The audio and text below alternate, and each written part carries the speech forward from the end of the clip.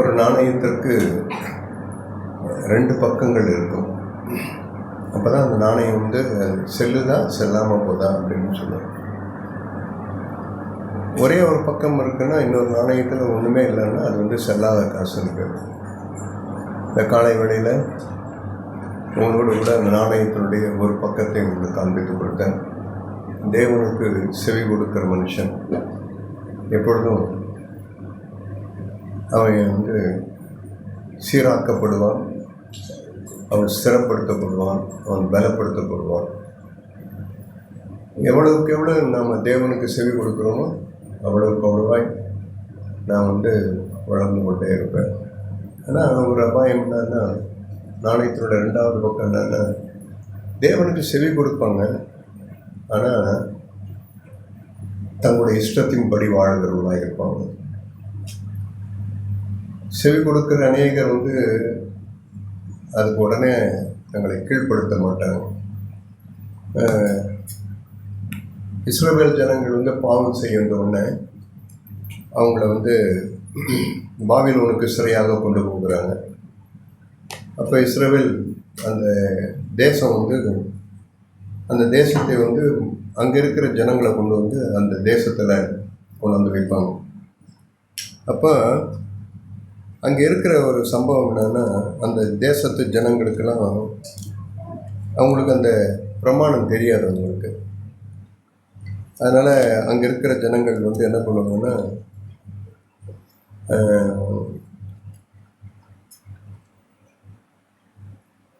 அந்த தேசத்துக்கு வந்துடுவாங்க. வந்து அங்கே அவங்க வாழ்கிறபடியே வாழ்வாங்க. 2 ராஜாக்களின் புஸ்தகம் 17ஆம் அதிகாரம். 2 ராஜாக்களின் புஸ்தகம் 17ஆம் அதிகாரம். 17ஆம் அதிகாரத்தில் 24வது வசனத்தை உங்களுக்கு வாசிக்க. 2 ராஜாக்கள் 17ஆம் அதிகாரம் 24வது வசனம். அசீரியா ராஜா பாபிலோனிலும் கூத்தாவிலும் ஆபாவிலும் ஆமாத்திலும் செப்பர்வாயிமிலும் இருந்த மனுஷரை வரப்பண்ணி அவர்களை இஸ்ரவேலின் புத்திரருக்கு பதிலாக சமாரியாவின் பட்டணங்களில் குடியேற்றினான். இவர்கள் சமாரியாவை சொந்தமாக கட்டிக்கொண்டு அந்த பட்டணங்களிலே குடியிருந்தார்கள். அவர்கள் அங்கே குடியேறின போது முதல் கர்த்தருக்கு பயப்படாததினால் கர்த்தர் அவர்களுக்குள்ளே சிங்கங்களை அனுப்பினார். அவைகள் அவர்களில் சிலரை கொன்று போட்டது. அப்பொழுது ஜனங்கள் அசிரியாவை நோக்கி, இந்த மாதிரி நீங்கள் குடியேற்றினீங்க, ஆனால் தேவன் சிங்கங்களை அனுப்பினார். இப்போ எங்களுக்கு அந்த தேசனுடைய காரியம் தெரிய வரல அப்படின்னு சொல்லிட்டு அந்த ஜனங்க வந்து தேசத்து ராஜா கிட்ட சொல்லும்போது அவங்க அந்த ஆசாரியர் ஒருவனை அனுப்புகிறாங்க. அந்த ஆசாரியன் வந்து 28ஆம் வசனம். அப்பொழுது அவர்கள் சமாரியாவிலிருந்து கொண்டு போயிருந்த ஆசாரியரில் ஒருவன் வந்து பெத்தேலிலே குடியிருந்து கர்த்தருக்கு பயந்து நடக்க வேண்டிய விதத்தை அவர்களுக்கு போதித்தார். ஆனாலும் அந்த ஜாதி தங்கள் தேவர்களை தங்களுக்கு உண்டு பண்ணி அந்தந்த ஜாதியார் குடியேறின தங்கள் பட்டணங்களிலே சமாரியர் உண்டு பண்ணின மேடைகளின் மேல் கோயில்களை வைத்தார்கள். 33வது வசனம். அவங்க என்ன 33வது வசனம். அப்படியே கர்த்தருக்கு பயந்தும் தாங்கள் விட்டு வந்த ஜாதிகளுடைய முறைமையின்படி தங்கள் தேவர்களை சேவித்தும் வந்தார்கள். இது வந்து அந்த நாட்களில் நடந்தது. அவங்க வந்து கேட்பாங்க, எல்லாம் நல்லா கேட்பாங்க, தேவனுக்கு கொடுங்க எல்லாம் கேட்பாங்க. ஆனால் அவங்க இதில் போகும்போது மறுபடியும் என்ன பண்ணுவாங்கன்னா, அவங்க என்ன தெய்வத்தை எதிர்த்தாங்களோ அந்த தெய்வத்தை அவங்க கும்பிட்டு இருப்பாங்க. இது இன்றைக்கும் உண்டு. இன்றைக்கும் கிறிஸ்துவ உலகத்தில் இன்றைக்கும் இந்த அபாயம் உண்டு. தேவனுடைய வார்த்தைகளுக்கு செவி கொடுக்குற அநேகர் வந்து என்ன பண்ணுவாங்கன்னா, அதன்படி செய்யாதபடிக்கு அவங்க என்ன பண்ண கேட்குறதுக்கு நம்ம காலையில் கேட்டது போல் 3 மணி நேரம் இருந்துவோம், ஏதோ ஒன்று கேட்போம், அப்புறம் போயிட்டு தங்களுடைய இஷ்டத்தின்படி நம்ம இருந்துருவோம் அப்படின்னு இருக்கோம். ஸோ ஆண்டவர் பார்த்துட்டே இருப்போம். ஒவ்வொரு சூழ்நிலையிலும் ஆண்டவர் ஒவ்வொரு இதுவும் அவங்க பார்க்கும்போது தான் அங்கே அவங்களுக்குள்ள அப்போ தான் அவங்களுக்கு அது இந்த மாதிரி தான் அவங்களுக்குள்ள ஒர்க் அவுட் ஆகாது. இப்போ நம்ம காலையில் நம்ம கேட்டது போல் தான் இயேசு இந்த பூமியில் இருக்கும் பொழுது அவர் எப்படி வாழ்ந்தார், அவருடைய வாழ்க்கை எப்படி இருந்தது அப்படின்னா, நான் வேதத்திலிருந்து ஒரு வார்த்தை உங்களுக்கு காண்பிக்க விரும்புகிறேன்.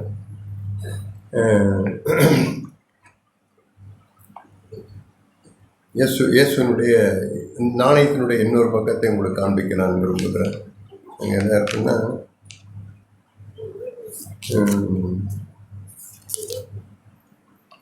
யோவான் எழுதின சுவிசேஷம் 14ஆம் அதிகாரம். யோவான் எழுதின சுவிசேஷம் 14ஆம் அதிகாரம் 30வது வசனத்தை உங்களுக்கு வாசிக்கிறேன். யோவான் 14ஆம் அதிகாரம் 30ஆம் வசனம். இயேசு எப்படி இந்த உலகத்தில் இருந்தான்னு பாருங்க. யோவான் 14:30 இப்படி எழுதப்பட்டிருக்கு. இப்படி ஒரு வார்த்தை இருக்கு. 14 யோவான் 14:30 இனி நான் உங்களோடு அதிகமாய் பேசுவதில்லை. இந்த உலகத்தின் அதிபதி வருகிறான், அவனுக்கு என்னிடத்தில் ஒன்றுமில்லை. இயேசு இந்த வார்த்தை இயேசுவே சொன்னது வார்த்தை. இந்த உலகத்தின் அதிபதி என்கிட்ட வரான், அவங்ககிட்ட எனக்கு பங்கே கிடையாது, அவன் என்னை நெருங்க முடியாது அப்படின்னா. ஏன் அவனிடத்துல ஒன்றும் இல்லை, பங்கு இல்லை? இல்லைன்னா இயேசு சாத்தான் உலகத்தின் அதிபதிக்கு இயேசுனிடத்துல பங்கு இல்லைன்னா, நான் சொன்னது போல தான் இயேசு எப்பவுமே என்ன பண்ணார்னா, தன் இஷ்டத்தின்படி அவர் எதையும் செய்யவே மாட்டார். இன்னும் சொல்ல போனால் காலையில் நம்ம சகோதரன் பேசுகின்ற பொழுது அவர் தாமாய் சுயமாய் அவர் ஒன்றையும் அவர் செய்கிறதில்லை. யாராவது நம்ம பார்த்து இயேசு கிறிஸ்துவை குறித்து நீங்கள் ஒரு ஒன்லைன் ஆட்டோபயோகிராஃபி சொல்லுங்கன்னா, எல்லோரும் நம்ம என்ன சொல்லணும்னா, இயேசுவை பார்த்து அவர் ரட்சகர், வல்லவர், நல்லவர் அப்படி இப்படிலாம் சொல்லுவாங்க. ஆனால் இயேசுவை குறித்து ஒரே ஒரு வரையில் சொன்னா, தான் சுயமாய் அவர் ஒன்றும் செய்கிறதில்லை. நம்ம பாஷையில் நம்ம பேசணும்னா, இயேசு கிறிஸ்து தன் இஷ்டத்தின்படி அவர் ஒன்றையும் அவர் செய்யவே மாட்டார். இது ஒரு பெருத்த அபாயம். இந்த நாட்களில் ஆவிக்குரிய உலகத்தில் தன்னுடைய இஷ்டப்படி நடக்கும்படிக்கு நாம் சோதிக்கப்பட்டு கொண்டே இருப்போம். என் இஷ்டம் ஆனால் கேட்பேன், நல்ல வார்த்தைகளை கேட்பேன், கேட்குறதெல்லாம் கேட்டே இருப்பேன். ஆனால் நான் செய்துகிட்டே இருப்பேன். கேட்குறதும் நல்லதான் கேட்பேன், ஆனால் நான் என்ன செய்கிறேனோ அதை தான் நான் செய்துகிட்டே இருப்பேன். இயேசு எப்படி இருப்பாருன்னு சொன்னால், இந்த பூமியில் அவர் இருக்கின்றவரெல்லாம் அவர் தன் இஷ்டத்தின்படி அவர் ஒன்றையும் செய்யாதபடினால்தான் அந்த உலகத்தின் அதிபதி வரும்பொழுது அவன் இயேசுனிடத்தில் அவர் ஒன்றும் செய்யவே முடியல. இயேசு ஒன்றுமே செய்ய முடியல. ஆமாம், எப்பவுமே தன்னுடைய வாழ்க்கையில் இயேசு எப்படி இருந்தாருன்னா, அநேக பரிசுத்தவான்கள் அப்படி தான் இருந்தாங்க, எல்லாருமே இருந்தாங்க. இயேசுவும் அப்படி தான் இருந்தார். கானா ஒரு கல்யாணத்தில் நீங்கள் எடுத்து பார்த்தீங்கன்னா, இயேசு யோவான் எழுதின இதே யோவான் தான் இதெல்லாம் நிறைய சொல்லுவார். யோவானுடைய இந்த நிருபம், இந்த சுவிசேஷ யோவான் எழுதின சுவிசேஷன்லாம் அதெல்லாம் என்னன்னா, இயேசுடைய அவருடைய மிகுந்த நாணயத்தினுடைய 2வது பக்கத்தை தான் அதிகமாக யோவான் காட்டி வைப்பார். அந்த யோவான் எழுதின சுவிசேஷம் 2ஆம் அதிகாரம் 4ஆம் வசனத்தில் பார்த்தீங்கன்னா, கானா ஒரு கல்யாணத்தில் நடந்த அந்த திருமணத்தை பற்றி எழுதுவார். 2ஆம் அதிகாரம் 4ஆம் வசனத்தில் இயேசு அந்த கல்யாணத்துக்கு இயேசுவும் போகிறார்.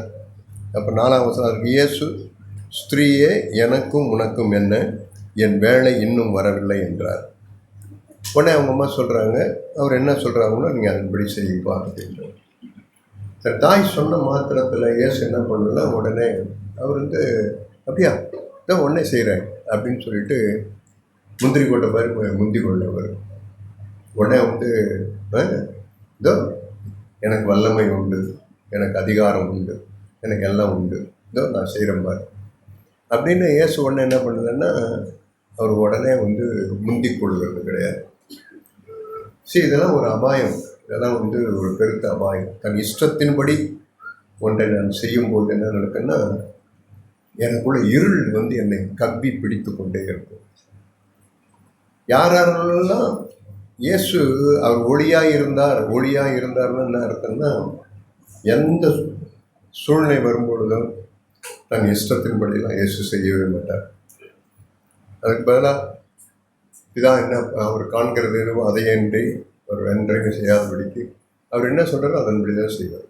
இப்போ அம்மா சொல்லிட்டாங்க, திராட்சை ரசம் குறைஞ்சி போச்சு, ஏதாவது ஒன்று செய்யணும்னா உடனே இயேசு என்ன பண்ணால் இதோ உடனே செய்கிறேன்னு போகிறார். அவர் உடனே என்ன பண்ணாருன்னா ஆண்டவரை பார்த்தார். ஆண்டவரை பார்த்த உடனே பிதாவிட்ட என்ன போக சொல்கிறாரா இல்லையா அப்படின்றது தான். ஏன்னா இயேசு ரெண்டுமே செய்வார், ரெண்டுமே இயேசு விட்டு உண்டு. பிதா போகணுன்னா போவார், பிதாவுடைய இஷ்டம்னு கண்டுபிடிச்சிட்டானா போயிடுவார், இல்லைன்னா நின்றுவார். இப்படி சொல்கிறேன்னு சொன்னேன். அப்போஸ்தலர் காலத்தில் அதாவது இயேசு இருக்கும் நாட்களில் அந்த அலங்கார வாசல் ஒரு வாசல், அதில் அங்கே இருக்கிற அந்த ஆலயத்தில் ஒரு பிச்சைக்காரன் உட்காந்து பிச்சை கேட்டுனே இருக்கிறான். இயேசு அந்த நாள் அவர் நாள் இருந்த நாள்லேருந்து அவங்க இருக்கிறோம். அந்த நாளில் இயேசு அந்த அந்த ஆலயத்துக்கு போகிறாரு. அப்போ அந்த பிச்சைக்காரன் பிச்சை கேட்டுனே இருப்பான். இயேசு என்ன பண்ணுவார்னா அந்த வழியாக போவார். போன உடனே அவருக்குள்ளே உள்ள அவருடைய இஷ்டம் என்னன்னா அவனை சுகமாக்கணும்னு இருக்கும். உடனே அவர் அவனை சுகமாக்கணும்னு அப்படி நினைக்கும் போது அவருக்கு பிதாவுடைய மகனே நீ போ, அவனுக்கு என்ன காசை கொடுத்து நீ பாட்டு போயிட்டே இரு அப்படின்வார். உடனே எஸ் டாட் அப்படின்னு சொல்லிட்டு என்ன பண்ணுவார்னா பின்னால் ட்ரெஷரர் நம்ம யூதாஸ் காரியத்து வருவார். யூதாஸ் ஏன்னா அவருக்கு கொஞ்சம் காசு கொடுத்துரு நம்ம போகலாம் அப்படின்வார். உடனே யூதாஸ் என்ன பண்ணிடணும்னா அவருக்கு கொஞ்சம் காசை கொடுத்துட்டு போயிடுவாங்க. இயேசுவும் போவார். ஆனாலும் கூட சுகமாக்க மாட்டார்.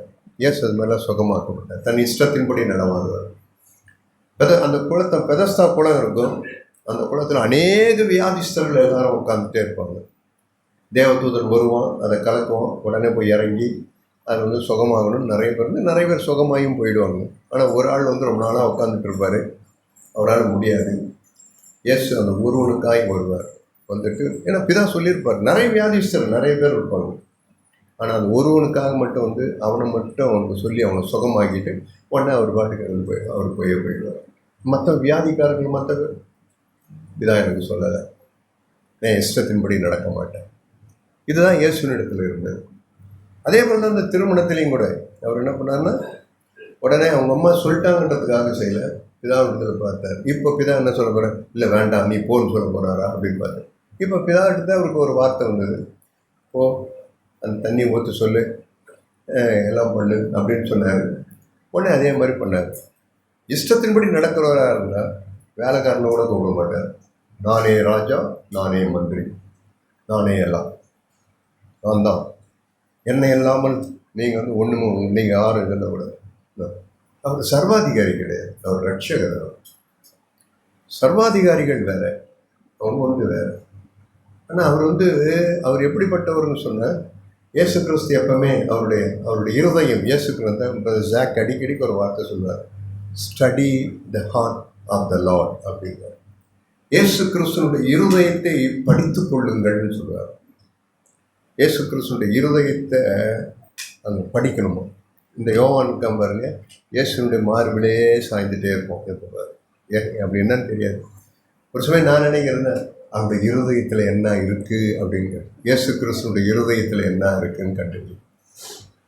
அதான் ஜாக் அடிக்கடிக்க சொல்லுவார், அடிக்கடி ஸ்டடி இயேசு கிறிஸ்து, study the heart of the Lord. இயேசுனுடைய இருதயத்தில் என்ன இருக்குன்னு பாருங்கள்.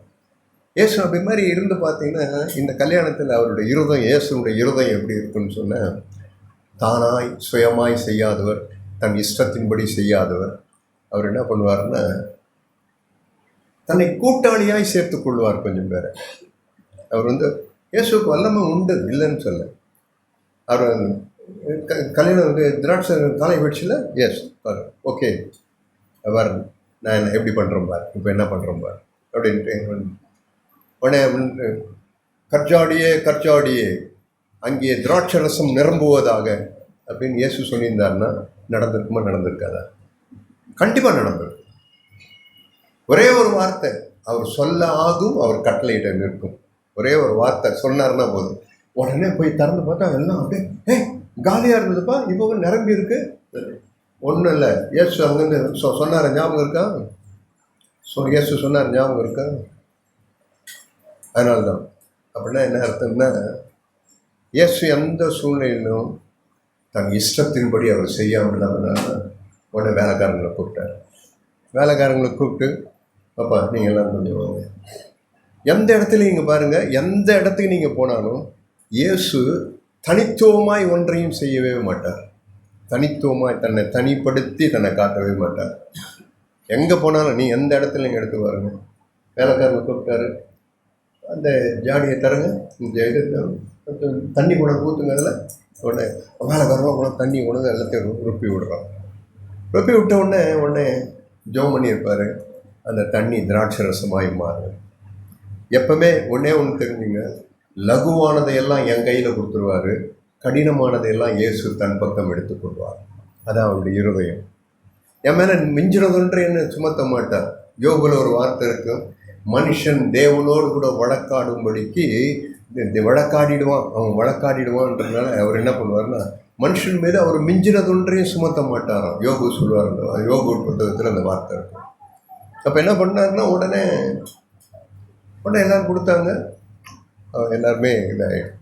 அதே போல தான் லாசரு மரித்து கல்லறையில் வைக்கப்பட்டான். இயேசு கிறிஸ்து வருகிறார். வந்த உடனே அவர் வல்லமை உண்டு.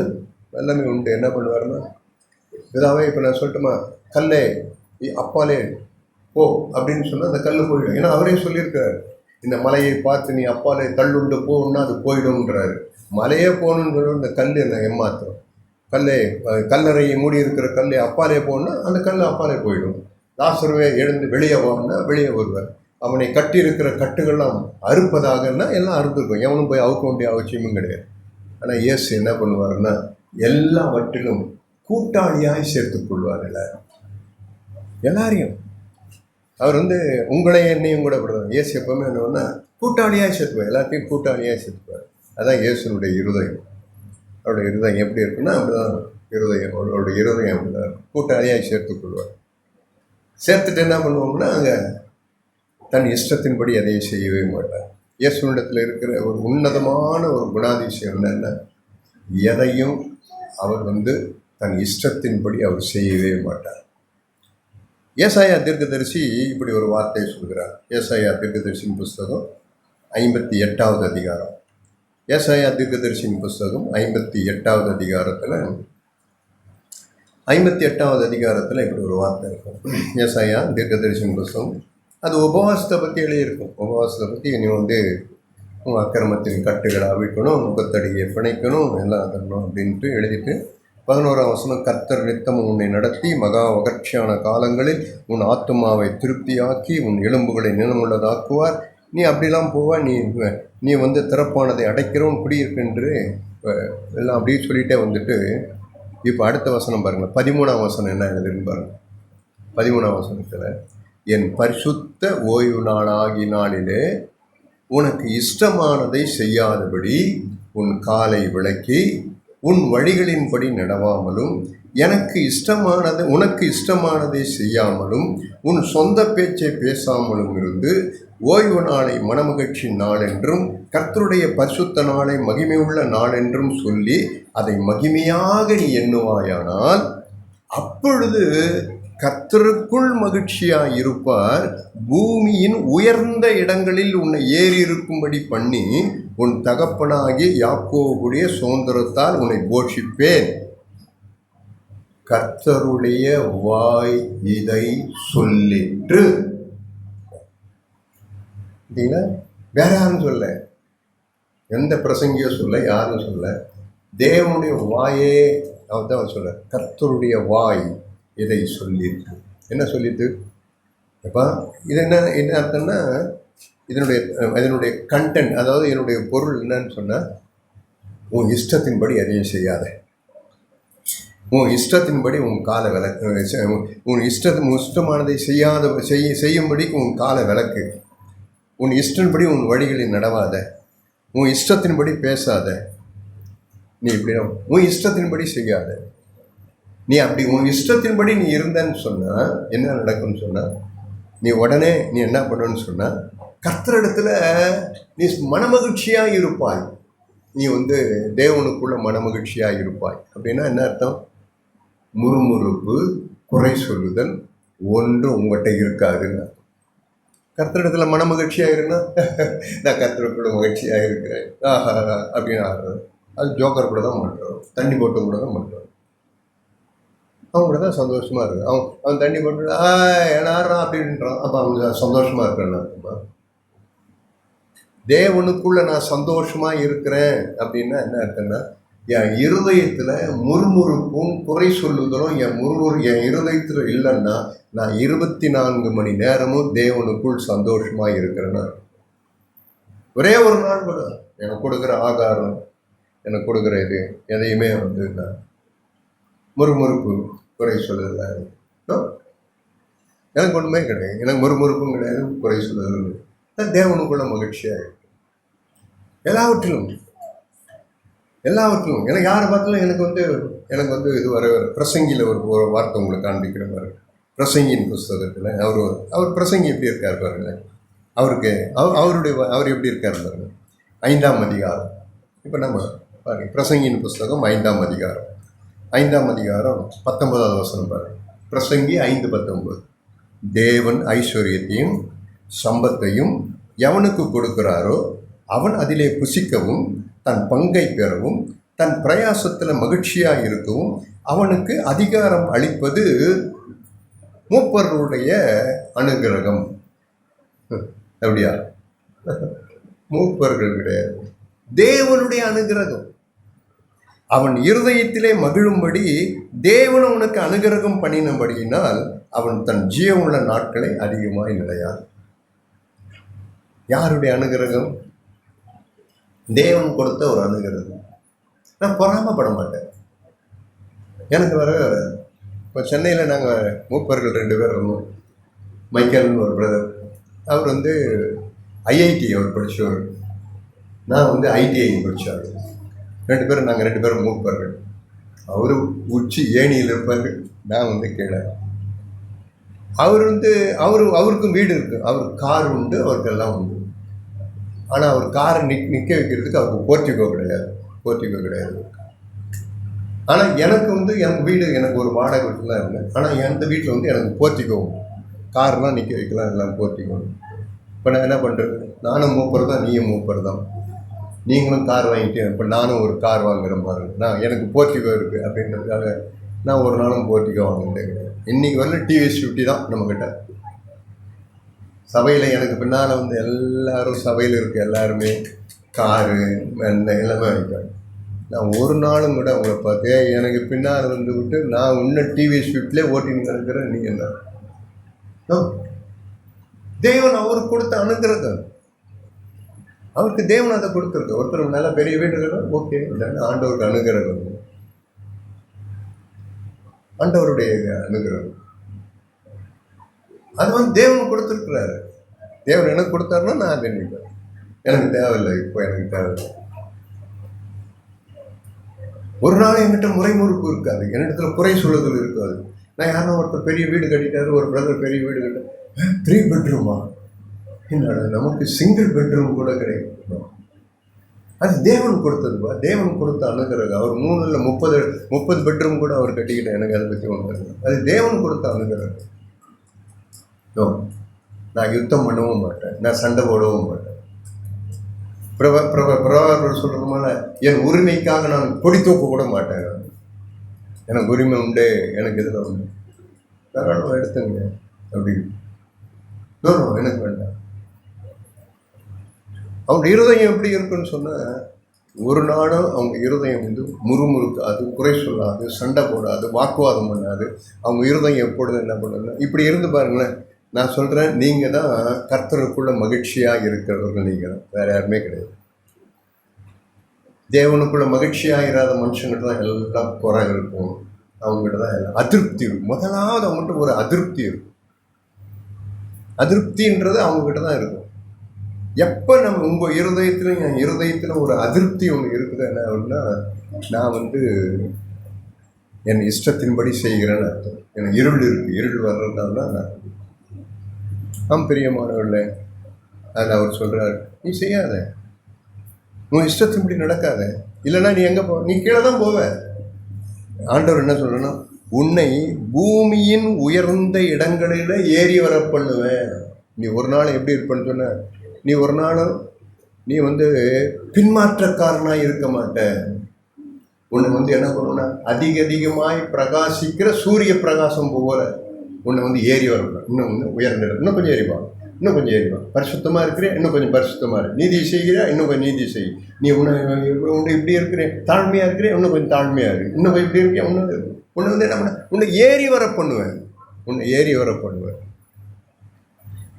எப்போ ஏறி வர பண்ணுவாருன்னு சொன்ன, என் இஷ்டத்தின்படி நான் நடவாதவங்க தான்.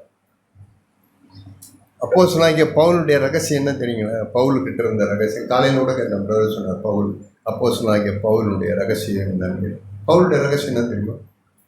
அப்போஸ்தலர் நடவடிக்கையின் புஸ்தகம் 8ஆம் அதிகாரம். அப்போஸ்தலர் நடவடிக்கையின் புஸ்தகம் 8ஆம் அதிகாரம். அவர் எப்படி இருந்தார், எப்படி இருந்தாருன்னு பாருங்க.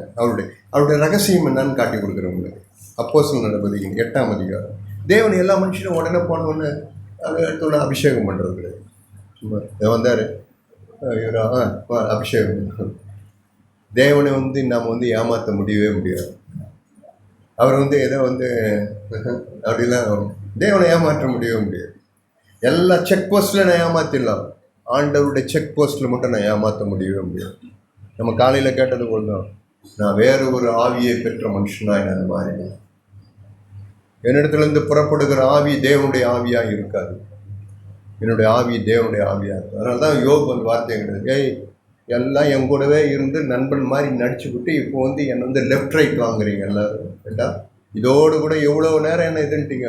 உங்களிலிருந்து புறப்பட்ட ஆவி யாருடையது அப்படின்னு கேட்டார். உன்னிடத்திலிருந்து புறப்பட்ட ஆவி யாருடையது? என்ன ஆவி? இப்போ நீ என்ன ஆவியில் பேசுன? What kind of spirit? உன் இஷ்டத்தின்படி நீ எதுன்றதா? ஏதோ உங்களுக்கும் ஏதோ என் ஃப்ரெண்டுன்றதால ஏதோ இதுன்றதா? உன்னிடத்திலிருந்து புறப்பட்ட ஆவி யாருடையது அப்படின்னு கேட்பார். யோபு பார்த்து கேட்டார். இங்கே பாருங்க, பவுல் எப்படி அவருடைய பவுல் எப்படி இருந்தாங்க 8ஆம் அதிகாரத்தில். அப்போஸ்தலனாகிய பவுலை குறித்து அவனுக்கு 8ஆம் அதிகாரம், அவனை கொலை பண்ணுகிறதற்கு சவுலும் சம்மதித்திருந்தான், கொலகாரன். அக்காலத்தில் எருசலேமுள்ள சபைக்கு மிகுந்த துன்பம் உண்டாயிற்று. அப்போஸ்தலர்கள் தவிர மற்ற யாவரும் யூதேயா சமாரியா தேசங்களிலே சிதறப்பட்டு போனார்கள்.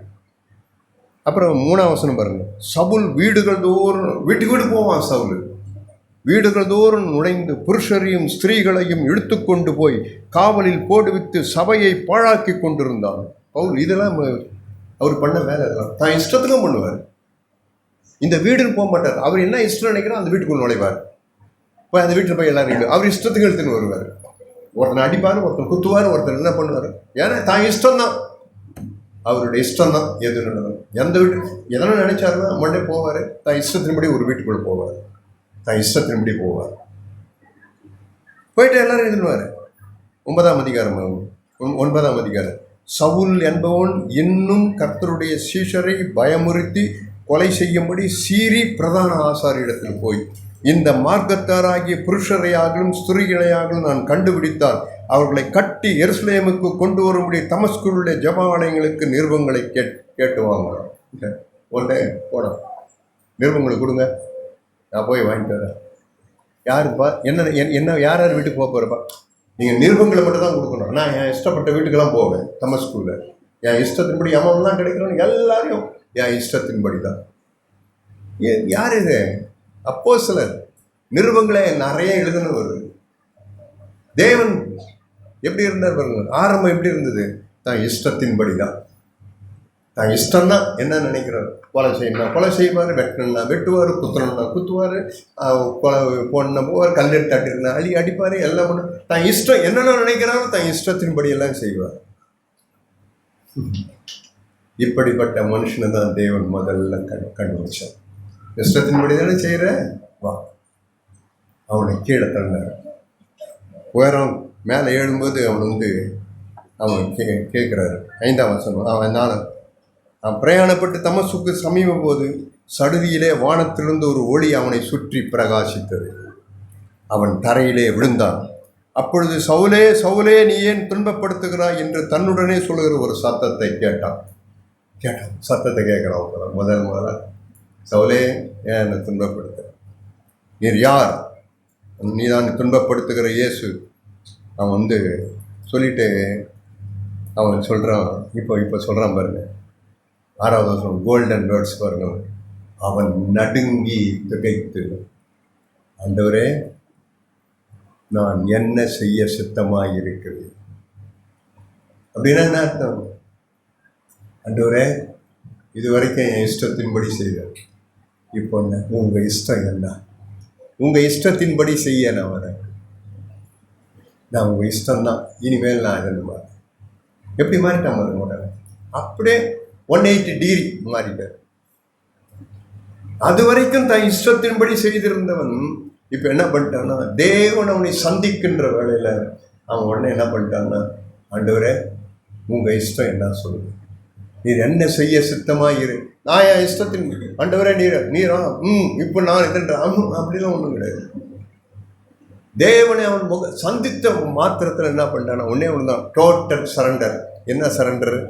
சரண்டர்னா வேற ஒன்று, இது வரைக்கும் என் இஷ்டத்தின்படி தான் நடந்தேன், இனிமேல் உங்கள் இஷ்டத்தின்படி நான் நடப்பேன். அப்படியா? சரி, அதுக்கு ஒரு சோதனை, முதல்ல ஒரு சோதனை, என் இஷ்டத்தின்படி நடக்கிறியா இல்லையான்னு நான் பார்க்குறேன் அப்படின்னு சொல்லிட்டு இப்போ ஒன்று ஆண்டவர் சொன்னார். அவனை பார்த்து சொல்கிறாரு. அவன் போகிறான். அவன் போயிட்டு அவரு உடனே பாருங்க, 7ஆம் வசனத்துலேயே பாருங்க, அவன் உடனே பாருங்க தான் இஷ்டத்தின்படி செய்யல பாருங்க, ரேடிக்கல் ரிப்பன், உடனே திரும்புகிறான் பாருங்க. 6ஆம் வசனத்தில், நீ எழுந்து பட்டணத்துக்குள்ளே போ, நீ செய்ய வேண்டியது அங்கே உனக்கு சொல்லப்படும் என்றான். நீ எழுந்துரு, நேரம் அதெல்லாம் முடியாது, கீழே தள்ளிட்டீங்க, நான் எங்கே போனோம் ஏது போனோம் யார் அவன் எங்கன்னா என்ன கூப்பிட்டு போயிட்டான்னா, அவன் எதனா பண்ணிட்டான்னா, இல்லை இல்லையா ஆண்டவரே, நான் உங்கள் இஷ்டம்தான், நீங்கள் எல்லாம் சொல்கிறீங்களா, இழந்துட்டேன், இப்போ என்ன இப்போ கண்ணையாவது தரங்க ஆண்டவரே, நானாவது அங்கே போயிடுறேன், அதெல்லாம் பேச்சே கிடையாது. உங்கள் இஷ்டம், என்னை குருடனா அப்படியே கொண்டு போகிறீங்கன்னா கொண்டு போ, எவனை கூப்பிட்டு போகிறேன்னா கூப்பிட்டு போ. எப்படி பாருங்க, உடனே தன் இஷ்டத்தின்படி செய்ய மறுதளித்தான். அவனை இதுவாக நினைக்காதீங்க, சவுல் அப்படிப்பட்ட இது கிடையாது, ரேடிக்கல். தேவன் அவனை பார்த்தாரு. எப்பொழுது யாருமே சொல்கிறேன், ஒரு பாவத்திலேருந்து ஒரு ஜெயம் பெறணும் நீங்கள் இருக்கணும்ன்ற, ஒரு கோபத்திலேருந்து நான் வெற்றி பெறணும், ஒரு கண்களின் நீச்சிலேருந்து நான் எதிரணும் அப்படின்னா நீங்கள் அது கொஞ்சம் நாள் போட்டு கொஞ்சம் கொஞ்சமாக திணி பாருங்க, கொஞ்சம் கொஞ்சமாக தான் போவீங்க. ஆனால் அதில் ரேடிக்கலாக இருக்கிறோம். ஆண்டவரே என் கண்களை பிடிக்க போடுறதுக்கு நான் ஆயத்தம் அப்படின்னு நினைக்கிறாரு. அப்படி இருக்கிற ரேடிக்கலா, அப்படி இருக்கிற ஆள் எப்படி இருப்பாங்க? பவுல் பாருங்க, ரேடிக்கலா, ஏன் இஷ்டம் இல்லை உங்கள் இஷ்டம் தான் அப்படின்னு சொன்னோன்னு உடனே அடுத்து சொல்லி வாயை மூடுறானா, அடுத்து அவனுக்கு அடுத்த டெஸ்ட்டு, நீ எழுந்துரு, நேராக போ, நீ அங்கே உனக்கு சொல்லப்படும், அங்கே போனேன்னா உனக்கு அங்கே சொல்லுவேன். ஆண்டவரே கண்ணை தரங்க, நோ பேச்சே கிடையாது, கண்ணு தெரியல ஆண்டவரே, ஒன்றுமே கிடையாது. ஓகே, உடனே கையெல்லாம் கொடுக்குறான். ஏன்னா குறை சொல்லணும் பாருங்க, இதெல்லாம் சொல்லணும், ஆண்டவரே நான் தான் உங்கள் இஷ்டத்தின்படி செய்கிறேன்னு சொல்லிட்டேன், என் கண்ணை தரங்களேன், நான் தான் இனிமேல் இதுன்ட்டேனே, ஏன்னா முறுமுறுத்தானா, ஏன்னா குறை சொன்னானா? நோ, இஷ்டத்தின்படி நான் செய்ய மாட்டேன்னு யார் ஒருத்தன் தீர்மானிக்கிறானோ, மறுதளிக்கிறானோ, நான் செய்ய மாட்டேன், நான் இஷ்டத்தின்படி செய்ய பாருமார், அவங்ககிட்ட குறையும் இருக்காது, முறுமுறுப்பு இருக்காது, ஒன்றுமே இருக்காது, அதிருப்தி கூட இருக்காது. என்னை குருடனாக்கிட்டீங்க, என்ன நோ கம்ப்ளைண்ட், ஒன்றுமே இருக்காது. உடனே தேவன் பார்த்தாரு, அவனை கொண்டு போகிறாரு. 3 நாள் பட்னி தலைவர் உபவாசம் இருந்து ஜெபம் பண்ணுவான். வேதம் அவனுக்கு அடுத்து என்ன வரும் பாருங்க. எல்லாருக்கும் ஜெபம் பண்ண முடியாதுங்க, எல்லாராலும் ஜெபம் பண்ண முடியாது. ஜெபம் பண்ணுறது தான் எல்லாருமே ஜெபம் பண்ண மாட்டாங்க. தேவன் அந்த மாதிரி அந்த ஸ்லாக்கியத்தை, அந்த ஜெபத்தை, அந்த ஜெப ஆவியை தேவன் யாருக்கு கொடுப்பாருன்னா, அங்கே ஆண்டவர் சொல்கிறார், அவங்ககிட்ட பார்த்து சொல்கிறார். 11ஆம் வசனம், அப்பொழுது கர்த்தர், நீ எழுந்து நேர்த்தெரு எனப்பட்ட தெருவுக்கு போய் யூதாவின் வீட்டிலே தர்ஷீயு பட்டணாகிய சவுல் என்னும் ஒருவனை போய் நீ தேடு. யாருக்கு இது? அனனியாவுக்கு சொல்கிறார். நீ போய் அங்கே போய் தேடு, அவன் இப்பொழுது தூங்கி கொண்டிருப்பான். இல்லைப்பா தூங்கலை, அவன் இப்போ ஜெபம் பண்ணியிருக்கிறான். அவன் ஜெபம் பண்ணுறான். யார் அவன் ஜெபம் பண்ணுறவன்? யார்? தன் இஷ்டத்தின்படி நடவாங்க, தன் இஷ்டத்தின்படி நடக்க மறுதளித்தவன் இப்போ என்ன பண்ணுறான்னா, அவங்க தான் ஜெபம் பண்ணுவாங்க. நீங்கள் ஒன்றும் மற்றவங்க எல்லாரும் ஜெபம் பண்ணுவாங்க, செவுத்துக்கிட்ட நின்று பண்ணிட்டு இருப்பாங்க. இல்லை சுக்லாம் பிரதரம் அப்படின்றாங்க, தோத்திரம் ஆத்திரம் தோத்திரம் ஆமேன், இதுதான் இவங்க ஜெபம் தான். ஆத்திரம் தோத்திரம் ஆமேன் ஜெபம் பண்ணுவாங்க, ஆனால் அது ஜெபம் இல்லை, ஜெபம் கிடையாது. வேதம் சொல்கிறார் தேவன். அவன் இப்போ ஜெபம் பண்ணுகிறான். தேவன் பொய் சொல்லவே மாட்டார். ஒரு நாளும் தேவன் பொய் சொல்லவே மாட்டார். சும்மா ஏதோ ஒன்று சொன்னன்றதுக்கு இப்போ போ அங்கே அவன் ஜெபம் பண்ணுகிறான். அவன் ஜெபம் பண்ணுறான். அதை வந்து தேவன் அந்த ஜெபத்தை அங்கீகரித்து இருக்கிறார். அந்த ஜெபத்தை அப்ரூவ் பண்ணியிருக்காரு. அதனால தான் தேவன் சொல்ல போய் பாருப்போம். நீ உனக்கு நீ ஜெபம் பண்ணமா, நீ ஜெபம் பண்ண கற்றுக்கணுமா, பவுலை போல நீ ஜெபம் பண்ணமா. பவுல் என்கிட்ட இப்போ ஜெபம் பண்ணினுக்கிறான்.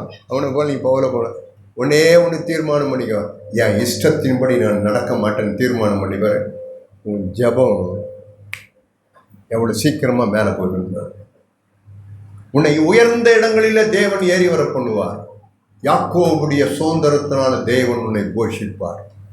உன்னை போஷிப்பார். கர்த்தருடைய வாய் இதை சொல்லிட்டு பார்த்தீங்களா? பவுல் எப்படி மாறினார் பாரு. தன் இஷ்டத்தின்படி செய்யல. உடனே போனார். அவன் ஜெபம் பண்ணிட்டு இருக்கிறான். உடனே இவரை அனுப்புகிறாரு. இவர் அனுப்பின உடனே இவர் போயிட்டு அங்கே போய் அவர் சொல்கிறாரு. 17ஆம் வசனம். அப்பொழுது அனனியா வீட்டுக்குள் பிரவேசித்து அவன் மேல் கைகளை வைத்து, சகோதரனாகிய சவுலே, நீ வந்த வழியிலே உனக்கு தரிசனமான இயேசுவாகிய கர்த்தர் நீ பார்வை அடையும்படிக்கும் பரிசுத்த ஆவினால் நிரப்பும்படிக்கும் என்னை அனுப்பினார். யார் அனுப்புகிறாரு? யார்கிட்ட அனுப்புகிறாரு? பாருங்க, வேதம் பாருங்க. நீ இஷ்டத்தின்படி இல்லாத பாருங்க. வேதம் வந்து உங்களுக்கு எப்படி இருக்குன்னா கண்களை தெளிவாக்கும். நான் இஷ்டத்தின்படி இருந்து பாருங்க, வேத வசனமே உங்களை இருளாக்கும். எடுத்து உங்களை கொள்ளவே செய்யும். நீங்கள் உங்கள் இஷ்டத்தின்படி நீங்கள் நடந்து பாருங்க, இஷ்டத்தின்படி எல்லாத்தையும் நீங்கள் பண்ணி பாருங்க. பைபிளை தான் வாசிப்பீங்க, ஆனாலும் கூட நீங்கள் வந்து இருளாய். வேதம்தான் தெரில, எனக்கு தெரில. ஏன்? நீ உன் இஷ்டத்தின்படி நடக்கிற. பிலிப்பு தன் இஷ்டத்தின்படி நடந்தவன் கிடையாது.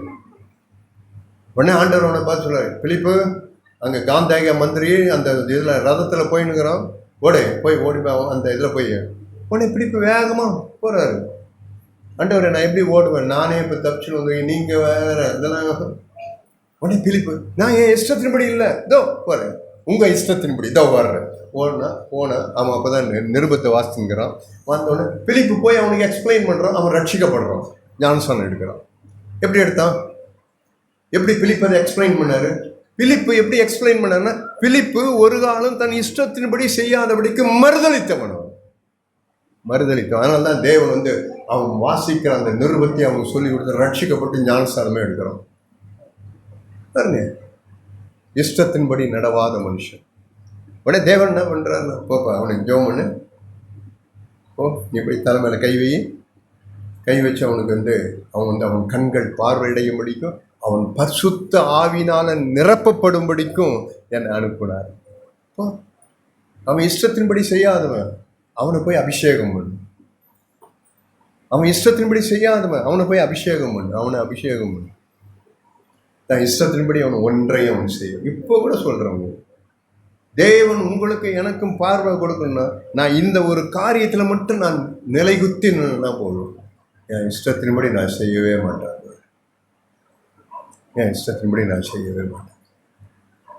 நீங்கள் உங்கள் இது என்னவோ அதே நான் செய்கிறேன். ஒவ்வொரு சூழ்நிலையிலும் பாருங்க, அதுதான் சொல்கிறேன். அந்த இஷ்டத்துக்கு இல்லை. பவுல் அப்படி இல்லை. ஒவ்வொரு சூழ்நிலை வரும்பொழுதெல்லாம் அவர் எப்படி தன் இஷ்டத்தின்படி அவர் நடக்கல. அதே மாதிரி தான் நிறைய பெற்றோர்கள் நீங்கள் நிறைய பேர் உட்காந்துக்கிறீங்க. உங்களெல்லாம் பார்த்து இப்போ நான் ஒரு கேள்வி கேட்குறேன், உங்கள் இருதயத்தில் என்ன பிரதர் ஆசை, உங்களுக்கு என்ன ஆசை அப்படின்னு கேட்டால், நீங்கள் பிரதர் என்ன ஒரு 10 கோடி ரூபாய் வேணும், ஒரு பங்களா வேணும், கார் வேணும் அப்படின்னு கேட்பீங்க. அப்படிலாம் நிறைய பேர் நான் பார்த்துருக்கேன். பிரதர் எப்படியாவது என் பையன் ரட்சிக்கப்படணும், என் பிள்ளை ரட்சிக்கப்படணும், அவன் தேவனுக்கு முன்பாக இங்கே இருக்கணும், அவன் தேவனுக்கு முன்பாக வளரணும், அவன் தேவனை அறிகிற அறிவில் வளர்ந்துட்டா போதும் அப்படின்னு எல்லாருக்கும் என்ன நிறைய பேர் இருக்கும். இங்கே இருக்கிற நிறைய எல்லாருக்கும் இருக்கும். உங்களுக்கு தெரியுமா, பிள்ளைகள் தேவனுக்கு முன்பாக தேவன் நிற்க பண்ணுவார். எப்போ தெரியுமா? எரேமியா தீர்க்கதரிசினி புஸ்தகம் 35ஆம் அதிகாரம். எரேமியா தீர்க்கதரிசினி புஸ்தகம் 35ஆம் அதிகாரம். எரேமியா 35ஆம் அதிகாரம். 35ஆம் அதிகாரத்தில் 18வது வசனத்தை 19வது வசனத்தில் பார்த்து 19வது வசனம் கோல்டன் ப்ராமிஸ் இது தேவன் செக்கு சைன் போட்டு கொடுத்துருக்காரு. நிறைய வேதத்தில் பார்த்தீங்கன்னு சொன்னால் நிறைய செக்குலாம் ஆண்டவர் வந்து சைன் பண்ணி வச்சுருப்பார். எல்லாத்துலேயும் செக்கு, நிறைய செக்கு இருக்குது வேதத்தில், நிறைய செக்கு இருக்குது. அதில் ஒரு செக்கு தான் இருந்துச்சு, இது சைன் பண்ணி வச்சுருக்காரு, ஆண்டவரே சைன் பண்ணி வச்சுருக்காரு. என்னன்னு, ஆதலால் சகல நாட்களிலும் எனக்கு முன்பாக நிற்கத்தக்க புருஷன் ரேகாபின் குமாரனாகிய யோனதாபுக்கு இல்லாமற் போவதில்லை என்று இஸ்ரவேலின் தேவனாகிய கர்த்தர் சொல்லுகிறார். காரைக்கால் இருக்கிற இல்லை சென்னையில் இருக்கிற மூப்பர்கள் சொல்கிறாங்க. நோ நோ நோ நோ, மூப்பர்கள் சொல்லலை, யாரும் சொல்லலை. இஸ்ரவேலின் தேவனாகிய சேனைகளின் கர்த்தர் சொல்லுகிறார். என்ன சொல்கிறாரு தேவன்? என்ன சொல்கிறாரு? சகல நாட்களிலும் அப்படின்னா அர்த்தம் 365 நாளும், 24/7, சகல நாட்களிலும் 365 நாளும், சகல நாட்களிலும் எனக்கு முன்பாக நிற்கத்தக்க புருஷன், எனக்கு முன்பாக நிற்கத்தக்க புருஷன் ரேகாபின் குமாரனாகிய யோனதாபுக்கு இல்லாமல் போவதில்லை. ஒவ்வொரு நாளும் அங்கே எனக்கு முன்பாக ஒரு புருஷன் நிற்கிறான. யாரு? ரேகாபின் குமாரனாகிய யோனதாபின். அப்படியா? ஆமாம். எப்படி? தேவன் அவனுக்கு சைன் பண்ணி கொடுத்துருக்காரு, செக்கில் சைன் போட்டு கொடுத்துட்டாரு. அந்த செக்கு அது பரலோகத்து செக்கு, அது சைன் பண்ணி கொடுத்துட்டாரு. ஏன்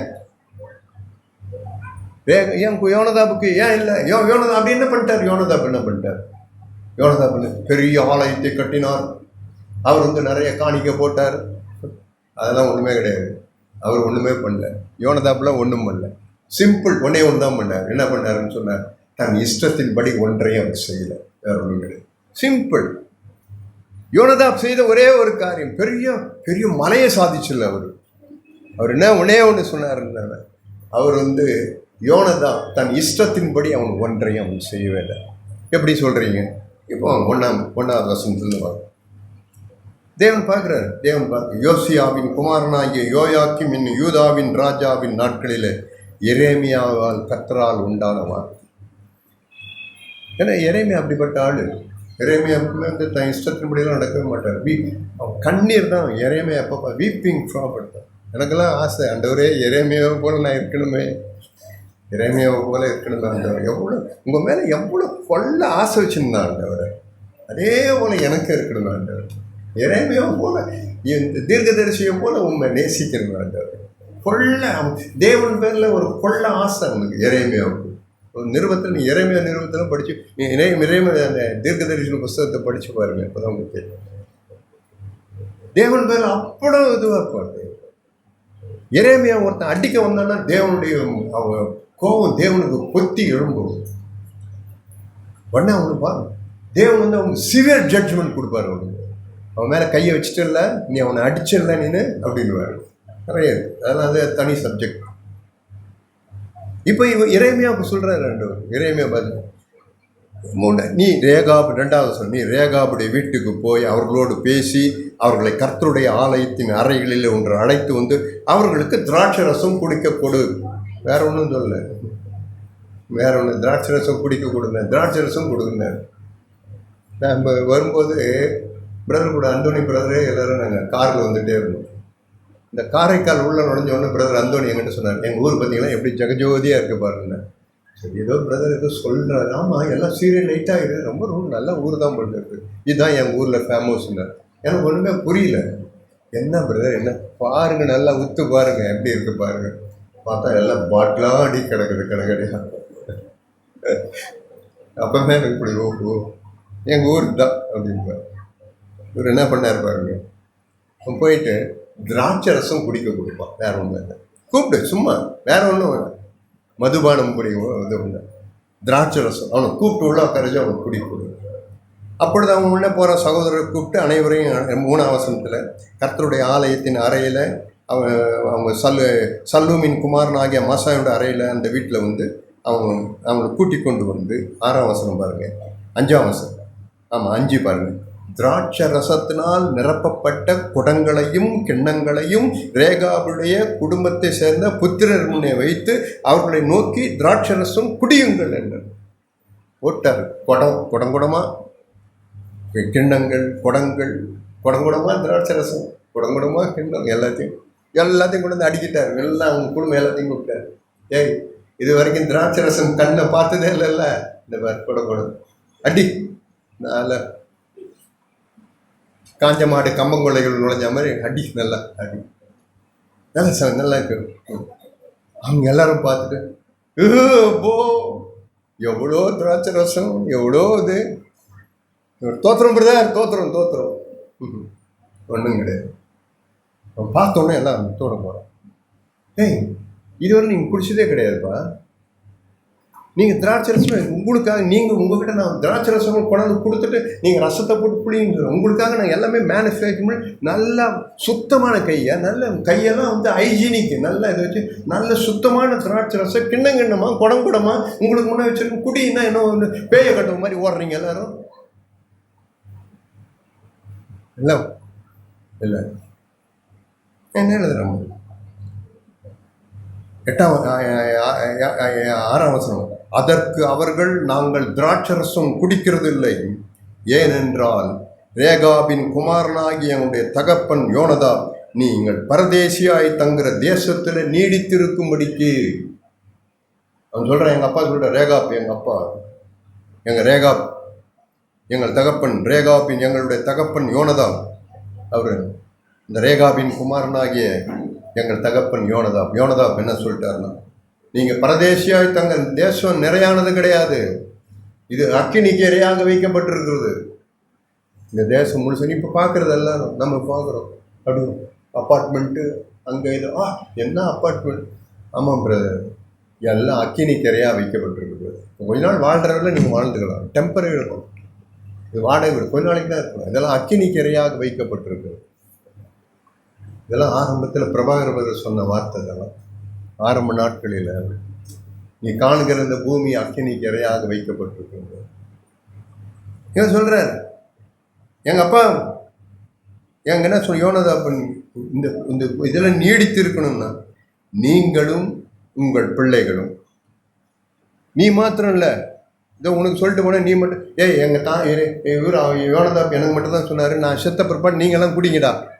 இல்லை இல்லை இல்லை, நீங்களும் உங்கள் பிள்ளைங்களும் உங்கள் பேர பிள்ளைங்க, உங்கள் கொள்ளு பேர, அது சந்ததியாக வரும்போதெல்லாம் நீங்கள் என்ன பண்ணணும், என்றென்றைக்கு எப்பவுமே சரி, தப்பி தவறி கூட குடிச்சிருக்கும், கனவுல கூட குடிச்சிடக்கூடாது.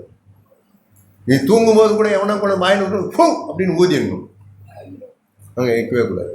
திராட்சை ரசம் குடியாமலும், வீட்டை கட்டாமலும், விதையை விதையாமலும், திராட்சை தோட்டத்தை நாடாமலும், அதை கையாளாமலும் உங்கள் எல்லா நாட்களிலும் கூடாரங்களில் குடியிருப்பீர்களாக என்று கட்டளையிட்டார் அப்படின்னு சொல்லிட்டு தலையில் அடிச்சுக்கிட்டானுங்களா பத்தியா. ஒரு நாள் எங்களுக்கு அவர் கட்டளையிட்டார், முறுமுறுப்பு இல்லை, குறை சொல்லுதல் கிடையாது. அவர் சொன்னார், அதனால நாங்கள் என்ன பண்ணோம், நாங்கள் செய்ய மாட்டோம், எங்கள் இஷ்டத்தின்படிலாம் நாங்கள் செய்வோம். அவர் சொல்லிட்டாரு, அதனால நாங்கள் அப்படி தான் இருக்கோம். அப்படியே எங்கள் நாட்களிலும் நாங்களும், எங்கள் ஸ்திரீகளும், எங்கள் குமாரரும், எங்கள் குமார்த்திகளும், என் பொண்டாட்டிங்க, என் பிள்ளைங்க, என் குமாரர்கள், என் குமார்த்திகள்னு நாங்கள் என்ன பண்ணுறோம், திராட்சரசம் குடிக்கிறது கிடையாது. நாங்கள் அதை குடிக்கிறது கிடையாது. எங்களுக்கு விதைப்பாடு கிடையாது, வயலும் கிடையாது. நாங்கள் கூடாரங்களில் குடியிருந்து எங்கள் தகப்பன் கட்டளையிட்டபடியெல்லாம் கீழ்ப்படிந்து செய்து வருகிறோம். நாங்கள் வந்து அதை வந்து எங்கள் இஷ்டத்தின்படி இப்போ வந்து அவர்லாம் போயிட்டார், அந்த அது கலசு அது போயிடுச்சு, இப்போ அடுத்து நாம் குடிப்போம் அப்படிலாம் நாங்கள் செய்யலை, எங்கள் இஷ்டத்தின்படிலாம் நாங்கள் செய்யலை. பார்த்துருக்கீங்களா? இஷ்டத்தின்படி செய்யாத ஒரு மனுஷன். தேவன் அதை பார்க்கிறாரு. தேவன் அதெல்லாம் பார்த்து நம்ம நினச்சுன்னுக்கிறோம் இதெல்லாம் தேவன் கண்டுக்க மாட்டார். ஈச் அண்ட் எவ்ரி திங் தேவன் வந்து எல்லாத்தையும் நோட் பண்ணிகிட்டே வருவார். எல்லாவற்றையும் நோட் பண்ணுவார். தேவன் வந்து ஒவ்வொன்றையும் நோட் பண்ணிட்டே வருவார். ஒவ்வொரு காரியத்தையும் நோட் பண்ணிட்டே வருவார். அவங்க தேவன் பார்க்கறதெல்லாம் என்ன பார்ப்பார், இஷ்டத்தின்படி செய்கிறானா, இவன் தான் இஷ்டத்தின்படி நடக்கிறானா. இல்லை அவர் இஷ்டத்தின்படி நடக்கலை அப்படின்னா உடனே ஆண்டவர் பத்தியாப்பா அவங்க அப்பா எப்படின்னா இஷ்டத்தின்படி அவங்க இஷ்டத்தின்படி செய்யலை பத்தியா அப்படின்னு சொல்லிட்டு தான் நீங்கள் வந்து அவர் சொல்கிறாரு.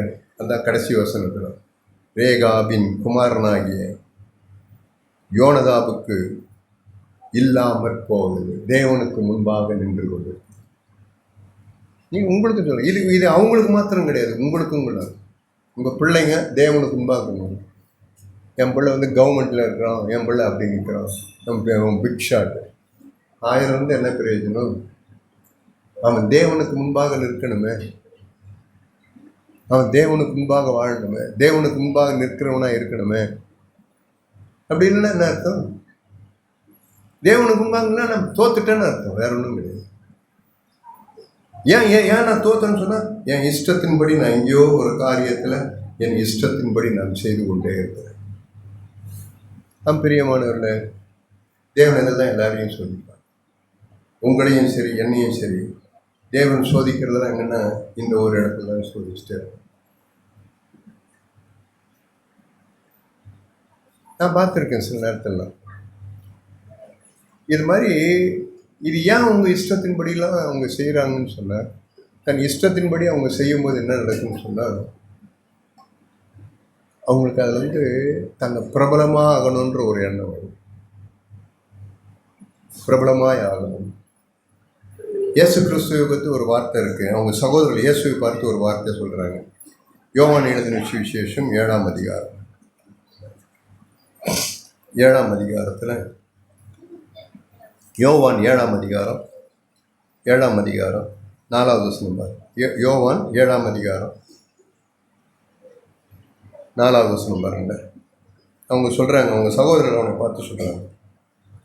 1ஆம் வசனம், இவைகளுக்கு பின்பு யூதர்கள் இயேசுவையும் கொலை செய்ய வகை தேடினபடியால் அவர்கள் யூதாவிலே சஞ்சரிக்க மனதில்லாமல் கலீலியாவிலே சஞ்சரித்து வந்தார். யூதருடைய கூடார பண்டிகை சமீபமாய் இருந்தது. அப்பொழுது அவருடைய சகோதரர் அவரை நோக்கி, நீர் செய்கிற கிரியைகளை உம்முடைய சீஷர்களும் பார்க்கும்படி இவ்விடம் விட்டு யூதாயாவுக்கு போகும், நீ போ அப்படின்னு. நீ செய்கிற கிரியை பார்க்கட்டும் போ. உடனே இயேசு ஒரு வார்த்தை சொல்றாரு, பிரபலமாக இருக்க விரும்புகிற எவனும் அந்தரங்கத்தில் ஒன்றும் செய்ய மாட்டார். நீர் இப்படி இவளை செய்தால் உலகத்துக்கு உண்மை வெளிப்படுத்தும் என்றார்கள். இயேசு இல்லை, இது வந்து அவங்க தம்பி, அவங்க சகோதரர் சொல்கிறாங்க. யூதாவுக்கு போன்னு சொல்லிட்டு அவங்க சகோதரர், நீ பிரபலமாக இருக்கணும்னு விரும்பினா நீ அந்தரங்கத்தில் நீ ஒன்றும் செய்ய மாட்ட, போ. இயேசு என்ன பண்ணாங்க? ஏன் அப்படின்னா, எப்பவுமே சொல்கிறேன், தன் இஷ்டத்தின்படி செய்கிறவங்க என்ன பண்ணுவோன்னா தான் பிரபலமாக இருக்கணும்னு. இது பெரிய ஒரு டேஞ்சருங்க. இது இந்த பிரபலம்ன்றது இருக்கு பாருங்க, இது பெரிய பெருத்த அபாயம். எல்லா இடத்துலையும் தன்னை பிரபலப்படுத்தி காட்டுகிறது. இன்னும் சொல்ல போனால் அவங்களுக்கு என்ன சொல்லணும்னா, அது வந்து பாப்புலாரிட்டி, இங்கிலீஷில் சொல்ல போனால் பாப்புலர். நான் வந்து பாப்புலராக இருக்கணும், நான் இந்த இடத்துல போனோம்னா எனக்கு வந்து அப்படி ஒரு பெரிய பாப்புலராக இருக்கணும் நான் நினைக்கிறேன். எல்லா இடத்துலையும், சபையிலையும் கூட சரி, எங்கே போனாலும். அதெல்லாம் இப்போ இன்னும் சொல்ல போனால் இந்த மாதிரி இந்த பிரசங்கம் பண்ணுறது பாருங்க, இந்த வார்த்தையெல்லாம் கொண்டு வர பாருங்க, எங்களுக்கு தான் இது வந்து பயங்கரமாக எங்களுக்கு இருக்கிற ஒரே அந்த கொடூரமான ஒரு சோதனை என்ன தெரியுமா? எங்கே போனாலும் பாப்புலாரிட்டி. நான் எல்லாரும் பாப்புலராக இருக்கும். சகரியா போகணும் போல் நானும் கன்னடாவுக்கு போகணும், அங்கே போகணும், இங்கே போகணும், அதை பண்ணணும், இதை பண்ணணும், இப்படி பேசணும், அப்படி பேசணும். பாப்புலாரிட்டி. நான் இஷ்டத்தின்படி யாரெல்லாம் செய்கிறாங்க அவங்களாம் பாப்புலர் ஆகிடுவாங்க. ஆனால் இஷ்டத்தின்படி செய்யாதவங்க பாப்புலர் ஆகவே மாட்டாங்க. இது பெரிய டேஞ்சர். இது எங்கே போனாலும் அது வந்து தன்னை பண்ணி காட்டுறது. சென்னைக்கு ஜாக் வந்தார். அப்போ சொல்லும்போது இதை பற்றி ஒரே ஒரு வார்த்தை சொன்னார். ஒரு வார்த்தை சொல்லும்போது, இப்போ இவ்வளோ பெரிய பில்டிங் இருக்குது, இந்த பில்டிங்கில் எத்தனை செங்கல் இருக்குன்னு தெரியுமா? கிட்டத்தட்ட எத்தனையோ ஆயிரக்கணக்கான செங்கல் இந்த பில்டிங்கில் இருக்கும். ஆனால் ஒன்றாவது வெளியே தெரிதா பார்த்தீங்களா? ஒரு செங்கலாவது வெளியே தெரிதா பார்த்தீங்களா? இல்லை. ஆனால் இந்த பில்டிங்கில் செங்கல் இல்லைன்னு அர்த்தமா? இல்லை, செங்கல் இருக்குது, ஆனால் வெளியே தெரியல.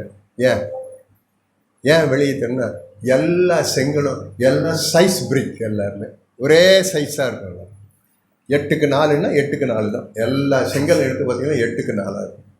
ஒரே ஒரு செங்கல் மட்டும் 8க்கு 10, இல்லைன்னா ஒரு 10க்கு 10 செங்கல் ஒன்று இருக்குது. பார்த்தா உடனே கண்டுபிடிச்சிடும். ஏன்? அன்சைஸ் பிரிக். இது மட்டும் 10க்கு 10. உடனே என்ன பண்ண, கொத்தனார், நல்ல ஒரு கொத்தனார், எந்த ஊரில் இருந்து கொத்தனார் கூப்பிட்டாலும், ஏன்பா இது என்னப்பா ஒன்று மட்டும் இப்படி நீட்டின்னு கிடக்குது அப்படின்னு அவர் என்ன பண்ணுவார்னா, கடப்பாரை இருக்குன்னா கொஞ்சம் கடப்பாரை கொஞ்சம் எடுத்துருவோம், ஒரு குத்து 2 போட்டு இப்படி போட்டு இப்படி நம்பி அந்த தூரத்துக்கு போடுறோம் அந்த கல்லை போட்டு, அதுக்கு மேலே இன்னொரு சைஸ் கல்லை வச்சு போச்சு விடுவோம். ஜாக் சொல்லுவார். அதே போல தான் எல்லா இடத்துலையும் எனக்குள்ள நான் எனக்கு அந்த மாதிரி எனக்கு ஒரு பிரபலம் என்னை முன்னிறுத்தி காட்டணும் அப்படின்னு இருக்குன்னா எனக்கு ஏதோ ஒரு வியாதி இருக்குதுன்னு அர்த்தம். ஆவிக்குரிய வியாதி இருக்குதுன்னு அர்த்தம். வேற ஒன்று. நான் ஃபுல் ஹேண்ட் ஷர்ட் போட்டுங்கிறேன். இந்த ஃபுல் ஹேண்ட் ஷர்ட் போடுறது வேற எதுக்கும் இல்லை, இதுக்காக இப்போ போட்டுருவேன். சப்போஸ் நான் ஆஃப் ஷேப் போட்டுங்கிறேன். திடீர்னு இந்த கையில் எனக்கு ஒரு கட்டி வந்துடுச்சு.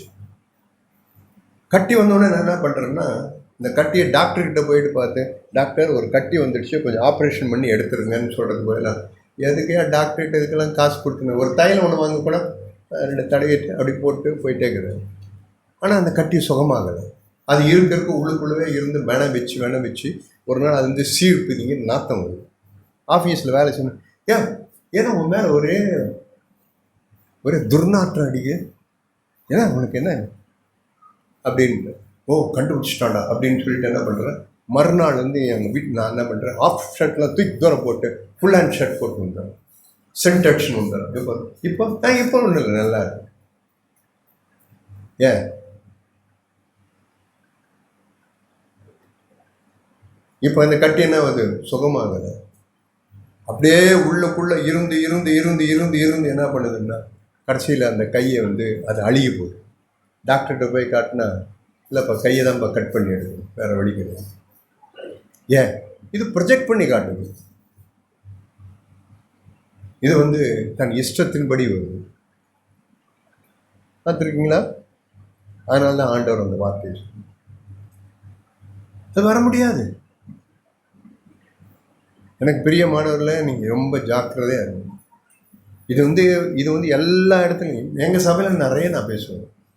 இந்த பாப்புலாரிட்டி, இந்த பிரபலமாகிறது, இதெல்லாம் நிறைய நடக்கும்.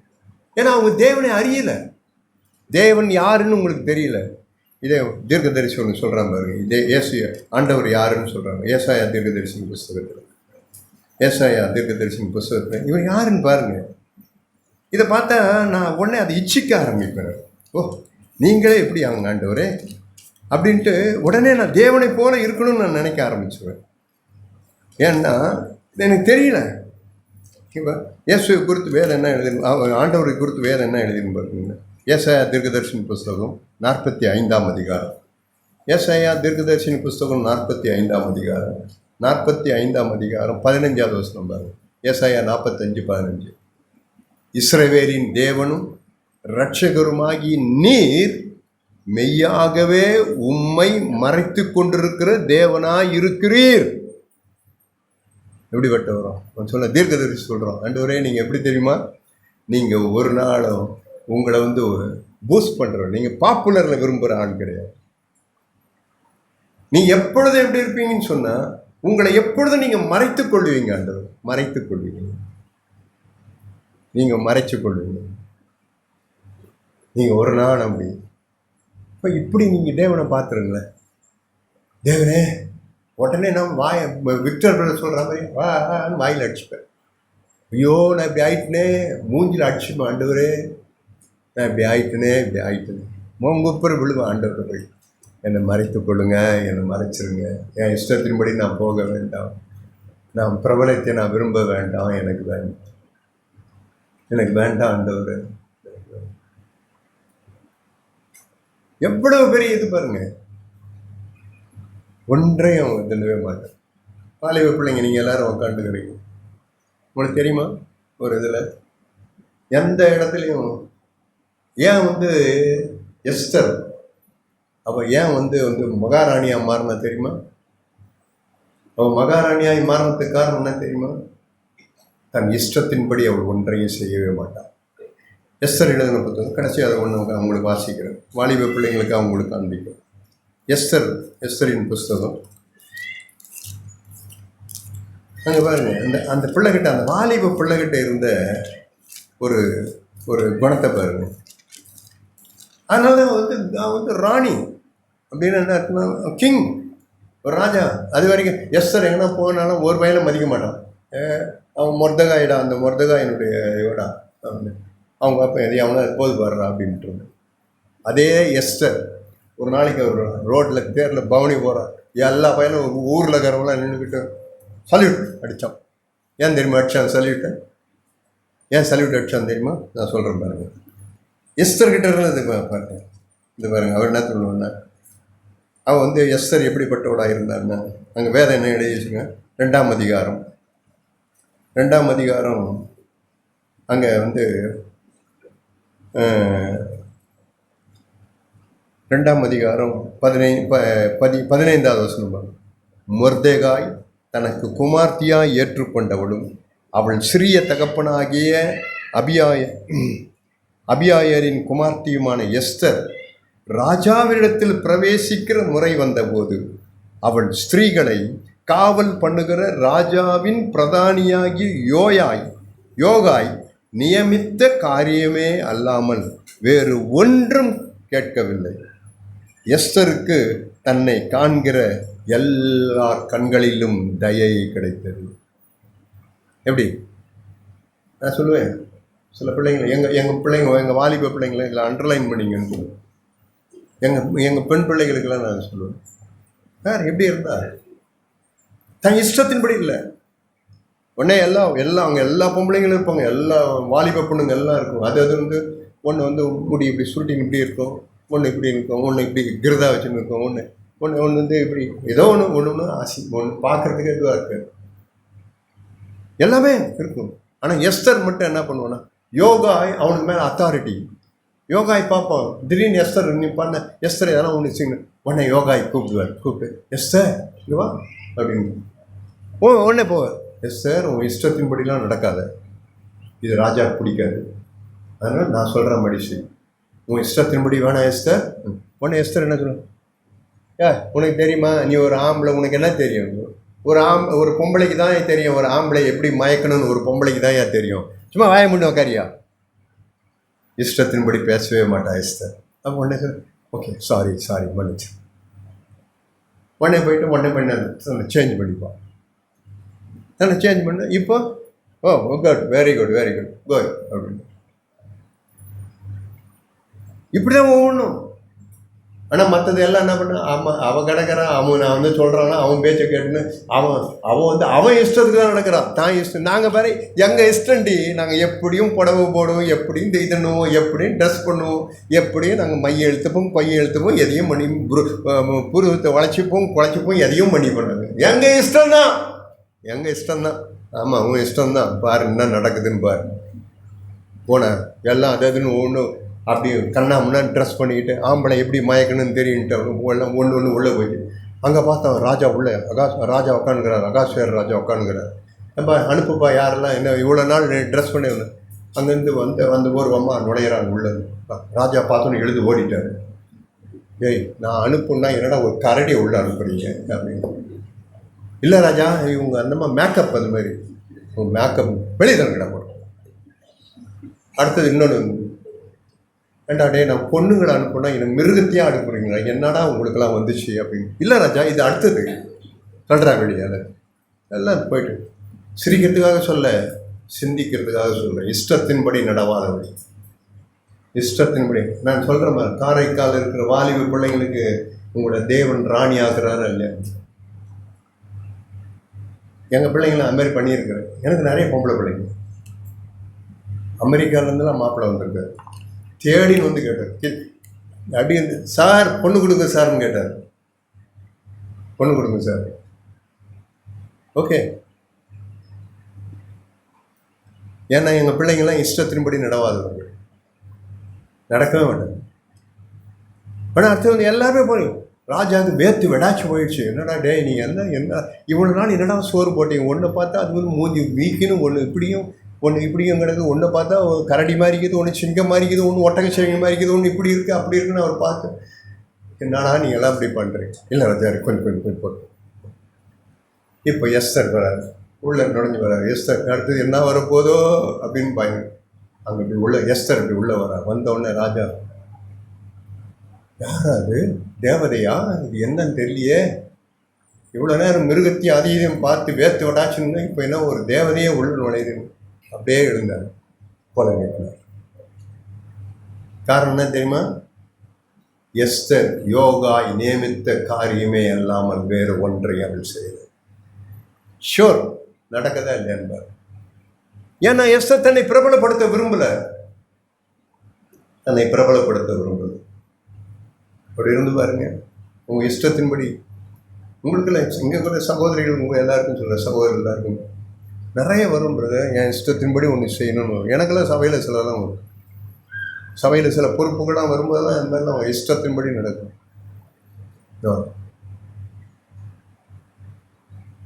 அடிபட்டிருக்கேன், நிறைய அடிபட்டிருக்கேன். இஷ்டத்தின்படி நான் செய்யணும், ஆண்டவரே எனக்கு உதவி செய்யும். அப்படிப்பட்டவங்களாம் என்ன பண்ணுவாங்கன்னா, உயர்ந்த இடங்களில் தேவன் உங்களை ஏறி வரப்படுவார்.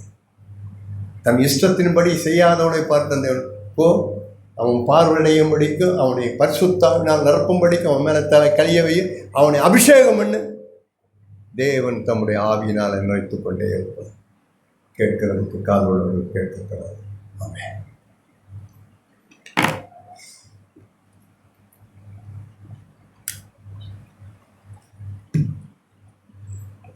எவ்வளோ பெரிய பொறுப்பும் எவ்வளோ பெரிய எதிர்பார்ப்பும் தேவனுடைய ஜனத்துக்கு தேவன் மேலே இருக்குது. தன்னுடைய இஷ்டத்துக்கு செய்யாத பிள்ளைகள், அவரையே சுற்றி சுற்றி அவரோட சத்தம் கேட்டே இருக்க வேண்டிய பிள்ளைகள்.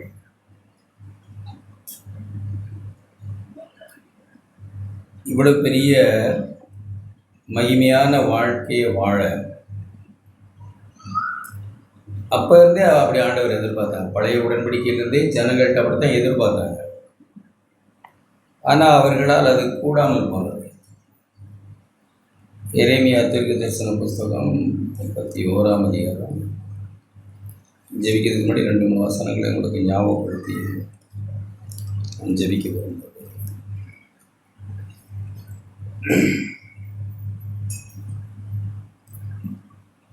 ஆதியிலிருந்தே தேவனுடைய மனம் தேவனுடைய சொல்ல கேட்டு சத்தம் கேட்டு அவருடைய சித்தம் செய்கிற ஜனங்களாக இருக்கணுங்கிறது அவருடைய விருப்பம்.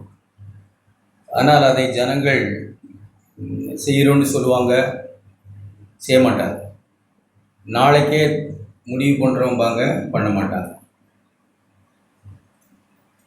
ஒவ்வொரு தீர்க்கதரிசிட்டையும் அல்லது தீர்க்கதரிசிகளிடத்திலும் வந்து அப்படி தான் சொல்லுவாங்க. மோசேட்ட அப்படி சொன்னாங்க, ஆபிரகாம்கிட்ட அப்படி சொன்னாங்க, தீர்க்கதரிசிகிட்டதெல்லாம் அப்படி சொன்னாங்க. நாங்கள் செய்கிற நாளைக்கே கீழ்ப்படிகிறோம், உடனே செய்கிறோன்னு சொல்லுவாங்க, ஆனால் செய்ய மாட்டாங்க.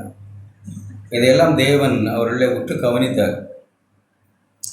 இப்படியெல்லாம் கவனித்த ஆண்டவர் இந்த மனுஷர்களால் இப்படியெல்லாம் ஆகாதுன்னு கண்டாரோ, அல்லது இவர்கள் தீர்மானிக்கிற தீர்மானங்களில் இவர்களால் ஒன்றும் நிலைநிற்க முடியாது, நானே இவர்களுக்கு ஒன்று செய்யாட்ட இவர்களால் தங்களுடைய தீர்மானங்கள் தொடர்ந்து நடக்க முடியாது அப்படிங்கிறதை உணர்ந்த ஆண்டவர் எரேமியா 31ஆம் அதிகாரம் 31 வாசிக்கிறேன். 31. இதோ நாட்கள் வரும் என்று கர்த்தர் சொல்லுகிறார், அப்பொழுது இஸ்ரவேல் குடும்பத்தாரோடும் யூதா குடும்பத்தோடும் புது உடன்படிக்கை பண்ணுவேன். நான் அவர்கள் பிதாக்களை எகிப்து தேசத்தில் அழைத்து வர கைப்பிடித்த நாளிலே அவர்களோட பண்ணின உடன்படிக்கையின்படி அல்ல. ஆண்டவர் கைப்பிடித்து புருஷனை போல அழைச்சிட்டு வந்தார்னு எழுதியிருக்கு. ஏனெனில் நான் அவர்கள் நாயகராக இருந்தும் அவர்கள் தலைவனாய் புருஷனாக இருந்தும் அந்த என் உடன்படிக்கையை அவர்கள் மீறி அவமாக்கி போட்டார்களே என்று கர்த்தர் சொல்கிறார். உடன்படிக்கை பண்ணுறாங்க, இப்படி செய்ய மாட்டோம், நாங்கள் இஷ்டத்துக்கு நடக்க மாட்டோம், இஷ்டத்துக்கு போக மாட்டோம் அப்படின்னு சொல்லுவாங்க. அப்புறம் பழையபடி அப்படியே போவாங்க. அப்புறம் கொஞ்ச நாளைக்கு அப்படி நாங்கள் போக மாட்டோம், இப்படி செய்ய மாட்டோம், அப்படி செய்ய மாட்டோமாங்க. அப்புறம் பழையபடி அப்படியே போவாங்க. இதுதான் வாடிக்கை அந்த ஜனங்கள். அப்போ இந்த ஜனங்களுக்கு இருக்கிற பிரச்சனை தான் என்ன அப்படின்னு தேவனே அவர்களை கண்டு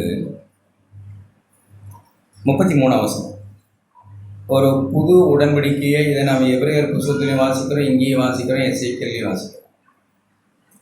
அந்த நாட்களுக்கு பிற்பாடு இந்த ஜனங்கள்லாம் இப்படி தீர்மானம் பண்ணி அப்புறம் விழுந்து அப்புறம் தங்கள் இஷ்டத்துக்கு போய் தங்கள் வழிகளை விட்டு தங்கள் இஷ்டப்படி நடந்து பாகால்களை தெய்வங்களாக கொண்டு அந்நிய ஜாதிகளை புறஜாதிகள்கிட்ட கொண்டெடுத்து வீணாகி அப்புறம் விக்கிரகங்களை வணங்கி திரும்ப புறஜாதி போல நடந்து மனசு எகிப்துக்கு திரும்பி உடம்பெல்லாம் சபையில் இருக்குது, மனமெல்லாம் எகிப்தில் இருக்குது. இப்படிப்பட்ட போராட்டங்கள் நிறைந்த இந்த மனுஷர்களுடைய காலங்கள்னு அவர்கிட்ட எகிப்தை இருதயத்திலிருந்து எடுக்கிறது தான் 40 ஆண்டு கால பிரயாசம். எகிப்தை விட்டு வந்த ஜனம்தான், ஆனால் இதயத்திலிருந்து எகிப்தை பிடுங்கி எறிகிறதுக்கு பெரும்பாடு. சரி, இது பிரச்சனை தான் என்ன அப்படின்னு ஆண்டவர் அதை கண்டு, நான் இஸ்ரவேல் குடும்பத்தாரோட பண்ண போகிற புது உடன்படிக்கையாவது என் பிரமாணத்தை அவர்கள் உள்ளத்திலே வைத்து அதை அவர்கள் இருதயத்திலே எழுதி நான் அவர்கள் தேவனாயிருப்பேன், அவர்களில் ஜனமாயிருப்பார்கள் என்று கர்த்தர் சொல்லுகிறார். எசேக்கியேல் 36ஆம் அதிகாரம். அங்கே இன்னும் அதை அவர் நமக்கு சொல்லுகிற விதம், உங்கள் நிமித்தமெல்லாம் எதையுமே நான் செய்யலை, அல்லது உங்களுக்காக நான் செய்யறதையும் செய்யலை. ஏன்னா நீங்கள் எப்பவுமே நிலைநிற்காத ஜனம். இப்பவும் தான் நாம் ஒன்று நம்மளை பெரிய ஹை எஸ்டிமேட்லாம் போடுது. இந்த கட்டடத்தை விட்டு போயிட்டோம்னா நம்முடைய நிலைகளில் மாற்றங்கள் வருகிற ஆட்கள் நாம் இருக்கிறோம், அவ்வளோதான். இதெல்லாமே மறக்கும், எல்லாமே மறந்துடும். அங்கே போன உடனே மற்ற பழக்க வழக்கங்கள்லாம் அப்படியே தொடர்ந்து வர பார்க்கும். அது பிரதர்ச நபரை பாப்புலாரிட்டி, மனுஷருடைய மகிமை எல்லாமே அப்படியே ஒட்டிக்க பார்க்கும், அவ்வளோதான். அதான் நாம். அப்போ இதெல்லாம் எப்படி தான் நம்மளை மாற்றுறது? ஆண்டவர் அதை உணர்ந்தவர் எப்படி அதை செய்கிறாருன்னா 33, நீங்கள் வீட்டில் போய் வாசிங்க, 23 வசனம் வாசிக்கிறேன். 36, 23. புறஜாதிகளின் நடுவே நீங்கள் பரிசுத்த குலைச்சல் ஆக்கினதும். எப்படி பரிசுத்த குலைச்சல் ஆக்கிறீங்க? செய்வேன்னு சொன்னீங்க, செய்ய மாட்டேன் நீ. அவர்களுக்குள் உங்களால் பரிசுத்த குலைச்சலாக்கப்பட்டதுமான என் மகத்துவமான நாமத்தை நான் பரிசுத்தம் பண்ணுவேன். அப்பொழுது புறஜாதிகள் தங்கள் கண்களுக்கு முன்பாக நான் உங்கள் இருதயத்துக்குள் நீங்கள் எனக்கு பயந்து நீங்கள் என்னை பரிசுத்தம் பண்ணப்படுகிறதை அவர்கள் காண்கையில், அப்படி படிக்கலாம், நான் கர்த்தர் என்பதை அவர்கள் அறிந்து கொள்வார்கள் என்று கர்த்தராகிய ஆண்டவர் சொல்கிறார். நான் உங்களை 24 நான் உங்களை புறஜாதிகளிலிருந்து அழைத்து உங்களை சகல தேசங்களிலிருந்து சேர்த்து உங்கள் சுய தேசத்துக்கு ஒரு வெற்றியுள்ள வாழ்வு. சுயதேசம்னா நாம் எதுவும் நினைக்கக்கூடாது. ஒரு இளைப்பாறுதலான வாழ்வு, மன அமைதி, சமாதானமான வாழ்வு, அந்த வாழ்வுக்கு நான் உங்களை கொண்டு வருவேன். அப்பொழுது அப்படி கொண்டு வரும்போது நான் என்ன செய்வேன்? உங்களுக்கு என்ன செஞ்சால் நீங்கள் மாறுவீங்க? ஒவ்வொருவரும் நம்ம ஆழமாக உணரணும். நமக்கு என்ன செஞ்சுருக்காங்க ஆண்டவர், நம்ம என்ன செஞ்சால் மாறுவோம்னு அவருக்கும் தெரியும். என்ன செஞ்சிருக்கிறார் பாருங்க. அப்பொழுது நான் உங்கள் மேல் சுத்தமான ஜலம் தெளிப்பேன். நான் உங்களுடைய எல்லா அசுத்தங்களையும் உங்களுடைய எல்லா நரகலான விக்கிரகங்களையும் நீக்கி உங்களை சுத்தமாக்குவேன். நீங்கள் சுத்தமாவீங்க. சுத்தமாவேன்னு சொல்லுவீங்க, சுத்தமாக இருக்கிறதா நினைப்பீங்க, நாளைக்கு சுத்தமாகிறேன்னு சொல்லுவீங்க, அப்புறம் மறுநாள் அப்படி தான் இருப்பீங்க. அடுத்த வாரம் அப்பம் பக்கத்துக்குள்ளே கொஞ்சம் செட்டில் ஆகிக்குவோம்னு நினைப்போம். அப்பம் பக்கிற அன்னைக்கு ஒரு மாதிரி அப்படி இருப்போம். அப்புறம் அப்பம் போட்டுட்டு அப்புறமா அடுத்த மாதம்தான். இதெல்லாம் இந்த கிறிஸ்தவர்களை பிடிச்சி ஆட்டி படைக்கிற ஒன்றா இருக்குது. தேவன் அதெல்லாம் விரும்புறதில்ல. அவர் என்ன சொல்கிறார்? அடுத்த வசனம், உங்களுக்கு நவமான இதயத்தை கொடுத்து உங்கள் உள்ளத்திலே புதிதான ஆவியை கட்டளையிட்டு கல்லான இதயத்தை உங்களோட மாம்சத்திலிருந்து எடுத்து போட்டு சதையான இதயத்தை உங்களுக்கு கொடுப்பேன். நான் இதை செய்யும்போது இந்த ஆசிலேஷன்லாம் உங்கள்கிட்ட இருக்காது. இப்போ இருக்குனால நம்ம புரிஞ்சுக்கணும், நம்ம ஏதோ மாற்றப்படலைங்கிறத விளங்கிக்கணும். நம்ம கரைக்கும் தண்ணிக்குமா ஒரு மாதிரி இருக்கிறோம் அப்படின்னா நம்ம விளங்கிக்கிறணும், நாம் இந்த தேவனால் செய்யப்பட்ட புது வாழ்வுக்கு இன்னும் நான் வரலை அப்படின்னு நம்ம விளங்கிக்கிறோம், அவ்வளோதான். அப்படி இருக்கிறவர்கள் சந்தோஷமாய் தேவன் இதை செய்திருக்கிறார் என்று நாம திரும்பக்கூடாது. மாம்சத்திலிருந்து எடுத்து போட்டு சதையான இதயத்தை உங்களுக்கு தருவேன். 27, உங்கள் உள்ளத்திலே என் ஆவியை வைத்து உங்களை என் கட்டளையில் நடக்கவும் என் நியாயங்களை கைக்கொள்ளவும் அவைகளின்படி செய்யவும் பண்ணுவேன். நான் பண்ணுவேன். உங்களை நீங்கள் ஆகவே மாட்டீங்க, நான் உங்களுக்கு பண்ணினால் வழி இது ஆகாது.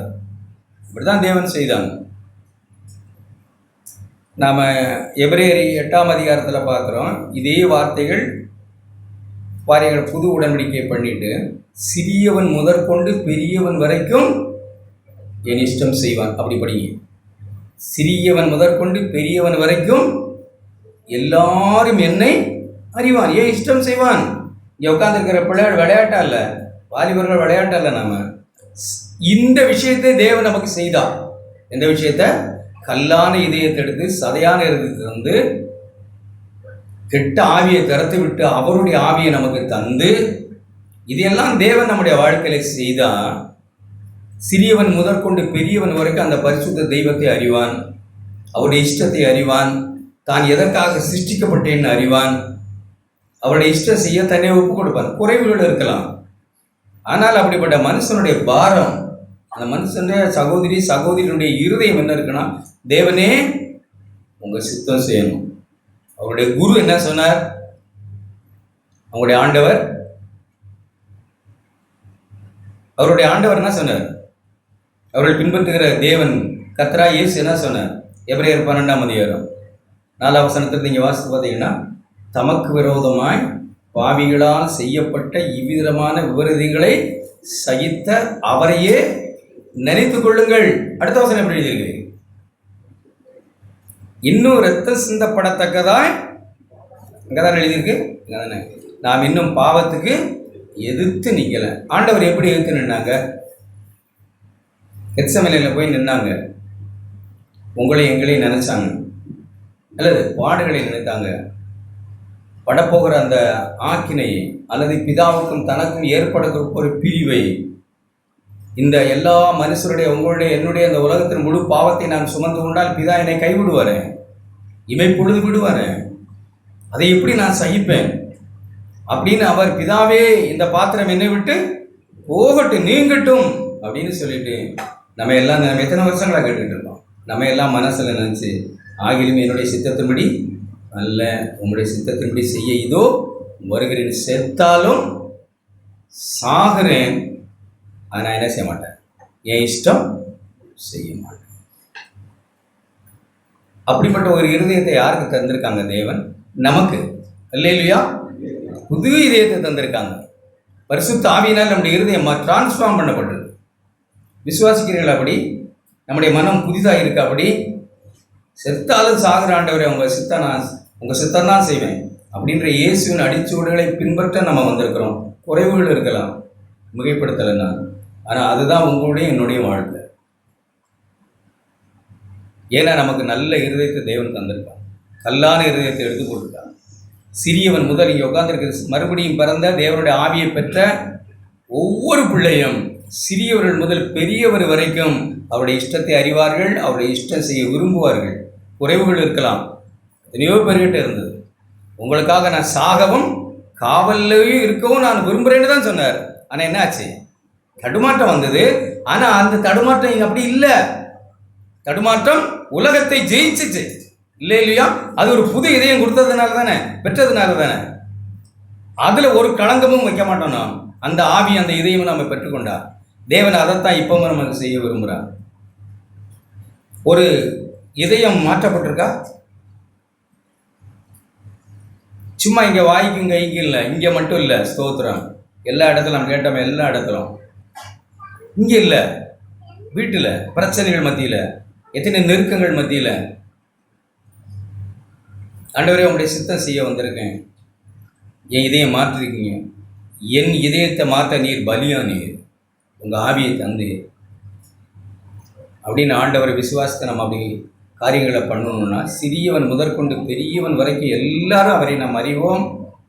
மெய்யாவே அந்த ஜனங்களை போல நாம் மாறி மாறி விழுந்து விழுந்து விழுந்து விழுந்து விழுந்து இல்லை. இது இந்த ஞாயிற்றுக்கிழமை பாவரிக்கை செய்கிற நாள் இல்லை. இது அது ஒரே தரம் பலியிடப்பட்டு முடிந்தது. ஒரு கிறிஸ்தவன் நம்ம கேட்ட மாதிரி நான் விசுவாசித்தான் சொல்கிறேன்.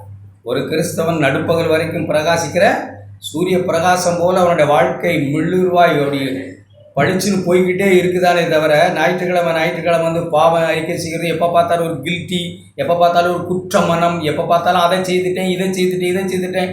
உண்மையாகவே நம்முடைய இருதயத்தில் ஏதோ மாற்றம் நடக்கலை. நம்முடைய இருதயத்தில் ஒரு மெய்யாவே ஒரு மாற்றம் நடந்துருதுன்னா அது என்னால் உண்டாகிறதல்ல, அது தேவனே செய்கிறது. அப்படிதான் சொல்றார், நான் உங்களை நடக்கவும் நான் பண்ணுவேன். அப்போ விருப்பத்தையும் பிரிப்பிலே பேசியல் படிக்கிறமே, விருப்பத்தையும் செய்கையும் நானே உன்னை உண்டாக்குவேன். நீ பெருசா ஒன்று யோசிக்க வேண்டியதில்லை. நீ மட்டும் இந்த இருதயத்தை பெற்றிருந்தா, அவருடைய ஆவியை பெற்றிருந்தா, விருப்பத்தையும் செய்கையும் நான் உண்டாக்குவேன், செய்ய வைப்பேன். நான் என் இஷ்டத்துக்கு உன்னை வளைப்பேன். நான் நீ என் பிள்ளை. தன் இஷ்டத்துக்கு விடப்பட்ட பிள்ளையோ தாய்க்கு லட்சியம் உண்டு பண்ணுகிறாள். தீனாள் உண்டு பண்ணுறது தெரியுமா நமக்கு?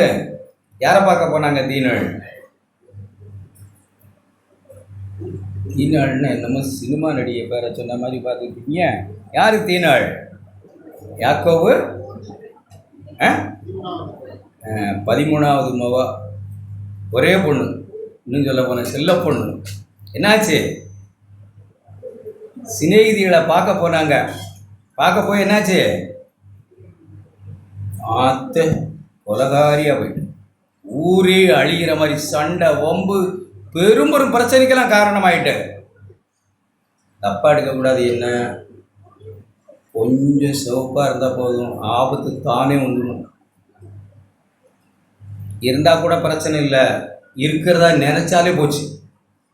கொஞ்சம் சிவப்பாக இருக்குன்னு அங்கங்கே போய் அப்படின்னா ஆபத்து தேடி வந்துடும். கலகம் தன்னாலே உண்டாயிடும். இந்த வீணான சேர்க்கை, சக்காளித்தனம், ஃப்ரெண்ட்ஸு விட்டு போகும். இஷ்டத்துக்கு விடப்பட்ட மகள், செல்ல மகள் தானே. எப்பா வண்டியை கொடுப்பா, அங்கே நிறைய இருக்குது. இந்த ஸ்கூட்டர் எடுக்கவா, அந்த ஸ்கூட்டர் எடுக்கவா, கார் எடுக்கவா, எதையாவது ஒன்று எடுத்துகிட்டு போ, பாய், காசை போடு, ஏடிஎம் கார்டை கொடுப்பா. நம்ம செல்ல மகளோட கொடுத்து போய் எடுத்துகிட்டு போய் பீச்சுக்கு போய் அங்கே போய் இங்கே போய் கடைசியாக ஒருத்தம் கண்ணில் போட்டுட்டு அங்கே பார்த்து ஐ லவ் யூ சொல்லிட்டு அவனும் பிடிச்சிருக்குன்னா காரியங்கள்லாம் தப்பாக போச்சு. அண்ணன் தம்பி கேள்விப்பட்டாங்க. உங்களுக்கு தெரியும் என்ன நடந்தது. தன் இஷ்டத்துக்கு விடப்பட்ட மகள், தன் இஷ்டத்துக்கு விடப்பட்ட புருஷனும் அப்படி தான், தன் இஷ்டத்துக்கு விடப்பட்ட மனைவி அப்படி தான், தன் இஷ்டத்துக்கு விடப்பட்ட எல்லாரும் அப்படி தான். இதெல்லாம் நம்ம இஷ்டத்துக்கு நம்ம விடக்கூடாதுன்னு தான் அப்பா இருக்கிறாங்க. அல்லேலூயா. அப்படி இஷ்டத்துக்கெல்லாம் நம்ம விடுறதுக்காக அவர் நம்மை ரட்சித்தார். அவருடைய அன்புக்கும் கயிறுனால கட்டி எடுத்து அப்படியெல்லாம் விடணும்னு அழைத்தார். அவர் கைக்குள்ளேயே கோழி தன் குஞ்சுகளை சிட்டைகளுக்குள்ள வைக்கிறது போல உன்னை வச்சு பாதுகாக்குன்னு நினச்சேன். நீ போகாத. அவருடைய மனசு உங்களுக்கு கேட்குதா? அப்படி நீ போகாத, என்னை விட்டு போகாத, என்னை விட்டு போகாத. நான் அப்படி தான் கேட்டுக்கிட்டேன், என்னை விட்டு போகாத, பறந்து தூக்கிட்டு போயிடும், போகாத, சிறையை விரிச்சு கூப்பிடு, உள்ளவா. அப்படிப்பட்ட அன்புள்ள ஒரு தெய்வத்தை தான் நாம் இப்பவும், நமக்கு எல்லாவற்றையும் செய்த ஒரு தெய்வத்தை, எதை நீ அதை செய் இதை செய்தது இல்லை. கொலைசீர் புத்தகத்தில் என்ன எழுதியிருக்கு? படிச்சுக்கணும். எத்தனை முறை கேட்டாலும் நம்ம படிக்கலாம். கொலைசீர் புத்தகம் கேட்குறீங்களா? நான் சொல்கிறத என்ன அருமையாக எழுதியிருக்குன்னு பாரு. 13ஆம் வசனத்தில் 2:13 படிக்கிறேன். தெய்வத்தினுடைய செயலை பாரு, அவர் என்ன செய்தார்னு பாரு. உங்கள்னு எழுதியிருக்கு. நம்ம எல்லாரும் என்னுடையன்னு படிக்கலாம். என்னுடைய பாவத்தினாலேயும் என்னுடைய மாம்ச விருத்த சேதனம் இல்லாமையினாலேயும் மரித்தவனாயிருந்த என்னை அவரோடு கூட உயிர்ப்பித்து அக்கிரமங்கள் எல்லாவற்றையும் எனக்கு மன்னித்து எனக்கு எதிரடியாய் கட்டளைகளால் எனக்கு விரோதமாயிருந்த கையெழுத்தை குலைத்து அதை நடுவில் இராதபடிக்கு எடுத்து சிலுவையின் மேல் ஆணி அடித்து துரைத்தனங்களையும் அதிகாரங்களை உரிந்து கொண்டு வெளியரங்கமான கோலமாக்கி அவைகளின் மேல் சிலுவை நட்டு வெற்றி சிறக்கலை, சிலுவையிலே தன்னை ஆரே ஒப்பு கொடுத்து வெற்றி சிறந்தார். அல்லேலூயா. எதுக்காக? என்னை விட்டுவிட மனசில், என்னை விட்டுவிட தான் சிலுவையிலிருந்து இறங்கியே வந்திருக்கலாம். இறங்குன்னு சொன்னாங்களா இல்லையா? நீ கிறிஸ்துவானால் இறங்கி வாங்கினாங்களா, இறங்கி போயிருக்கலாமா இல்லையா? என் பிள்ளைங்க இப்படியெல்லாம் ஆண்டவருடைய மனம் இருக்கு பிரியமானோட. அதனால் அவர் இஷ்டம் செய்கிற உங்கள் இஷ்டத்துக்கு என்னை ஒப்புவிடுகிற ஆண்டவரை எவ்வளோ குறைவுள்ளவர். நம்முடைய பிரமாணங்களுடைய ஆவியினால இதயத்தில் எழுதும். கல்லில் இல்லை, சிலருக்கு கல்லில் எழுதின மாதிரி இருக்கு. புது உடன்படிக்கை அப்படி இல்லை. 2 கொரிந்தியர் 3ஆம் அதிகாரம்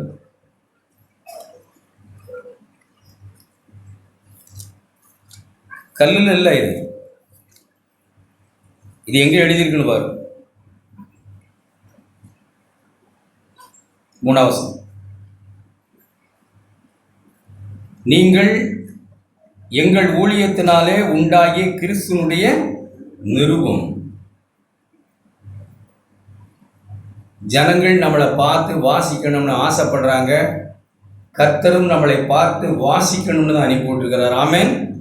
நம்மளை பார்த்து எல்லாரும் அவருடைய அன்பை புரிஞ்சுக்கணும்னு தான் இருக்கிறார். ஆண்டவரே, நான் அப்படி இல்லையே.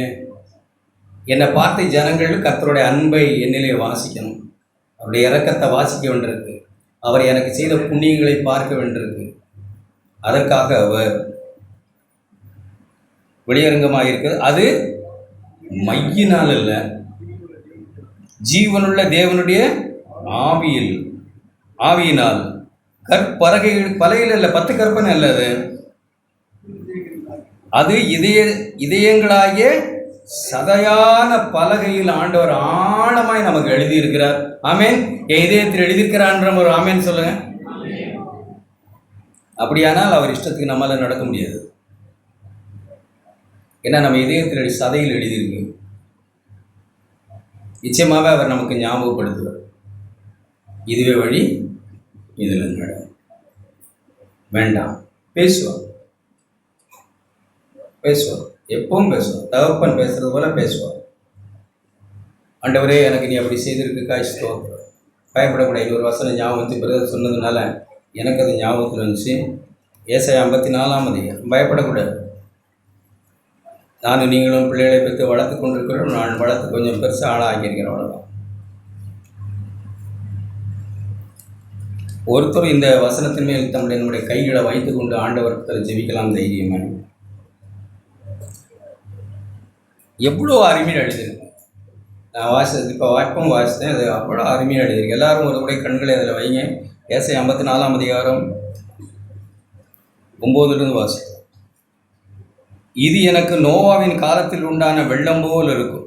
நோவாவின் காலத்தில் உண்டான வெள்ளம் இனி பூமியின் மேல் புரண்டு வருவதில்லை என்று நான் ஆணையிட்டது போல உன்மேல் நான் கோபம் கொள்ளுவதில்லை என்றும் உன்னை நான் கடிந்து கொள்ளுவதில்லை என்றும் ஆணையிட்டேன். மலைகள் விலகினாலும் பர்வதங்கள் நிலவேர்ந்தாலும் என் கிருபை உன்னை விட்டு விலகாமலும் என் சமாதானத்தின் உடன்படிக்கை நிலவேறாமலும் இருக்கும் என்று உன்மேல் மனதுருகிற கர்த்தர் சொல்லுகிறார். சிறுமைப்பட்டவளே, நம்ம யாராக இருந்தாலும் சரி, அப்படியே விசுவாசமாக வாசம். சிறுமைப்பட்டவளே, பெருங்காற்றில் அடிபட்டவளே, தேற்றரவற்றவளே, இதோ நான் உன் கல்லுகளை பிரகாசிக்கும்படி வைத்து நீல ரத்தினங்களை உன் அஸ்திவாரமாக்கி, என்ன ஆவிக்குரிய வழக்கங்கள் நீங்கள் கொடுத்துக்கிட்டாலும் கொடுத்துக்குங்க. உன் பலகணிகளை பளிங்கும், உன் வாசல்களை மாணிக்க கற்களும், உன் மதில்களையெல்லாம் உச்சிதமான கற்களும் ஆக்குவேன். ஆவிக்குரியவர்கள் ஆவிக்குரிய பிரகாரமாய் அதை நீங்கள் வியாக்கியானம் செய்துக்குங்க. அவ்வளோதான், சிம்பிள் தான், வேறு ஒன்றும் இல்லை. ஆவிக்குரிய கண்ணை திறக்கப்பட்டவர்கள் ஆவிக்குரிய பிரகாரமாய் அதை வியாக்கியானம் செஞ்சுக்குங்க. அடுத்த அவசரம், உன் பிள்ளைகள் எல்லாரும் கர்த்தராலே போதிக்கப்பட்டிருப்பார்கள். உன் பிள்ளைகளுடைய சமாதானம் பெருசா, பயப்படக்கூடாது. உன் பிள்ளைகள் எல்லாரும் கடவுளால் போதிக்கப்பட்டிருப்பார். உன் பிள்ளைகளுடைய சமாதானம், அவர் ரட்சிக்கப்படுவார்கள், அவருடைய சமாதானமாக இருப்பார்கள். இது தேவன் நமக்கு வாக்கு பண்ணியிருக்கிறார். மலைகள் விலகும், பர்வதங்கள் நிலைவேறும், என் கிருபை உன்னை விட்டு விலகாது அப்படின்னு சொல்கிற கர்த்தர் நம்முடைய இருதயத்தில் எழுதியிருக்கிறார். நடக்க நம்ம பண்ணுவேன்னு வாக்கு பண்ணியிருக்கிறார். அவர் புது உடன்படிக்கை பண்ணியிருக்கிறார். இந்த அற்புதமான வாழ்வை, நம்முடைய இஷ்டத்துக்கு போக விடாத ஒரு வாழ்வை, இஷ்டம் செய்து மாண்டு போன மக்களைப் போல இல்லாமல் அவருடைய சித்தம் செய்து அவருடைய விருப்பத்தை நிறைவேற்றி அவரை சந்தோஷப்படுத்துகிற பிரியமான பிள்ளைகளைப் போல வாழும் ஒரு வாழ்க்கையை செய்யும்படிக்கு அவர் தம்முடைய ஆவியையும் ஒரு நல்ல இருதயத்தையும் நல்ல ஆவியையும் கல்லான இருதயத்தெல்லாம் எடுத்து போட்டு இருதயத்தில் எழுதி நடக்க பண்ணுவேன் என்று பண்ணியிருக்கிறார். அந்த ஆண்டவரை நாம் எழுந்து நின்று எல்லாரும் ஸ்தோத்திரிக்கலாம். எல்லாரும் எழுந்து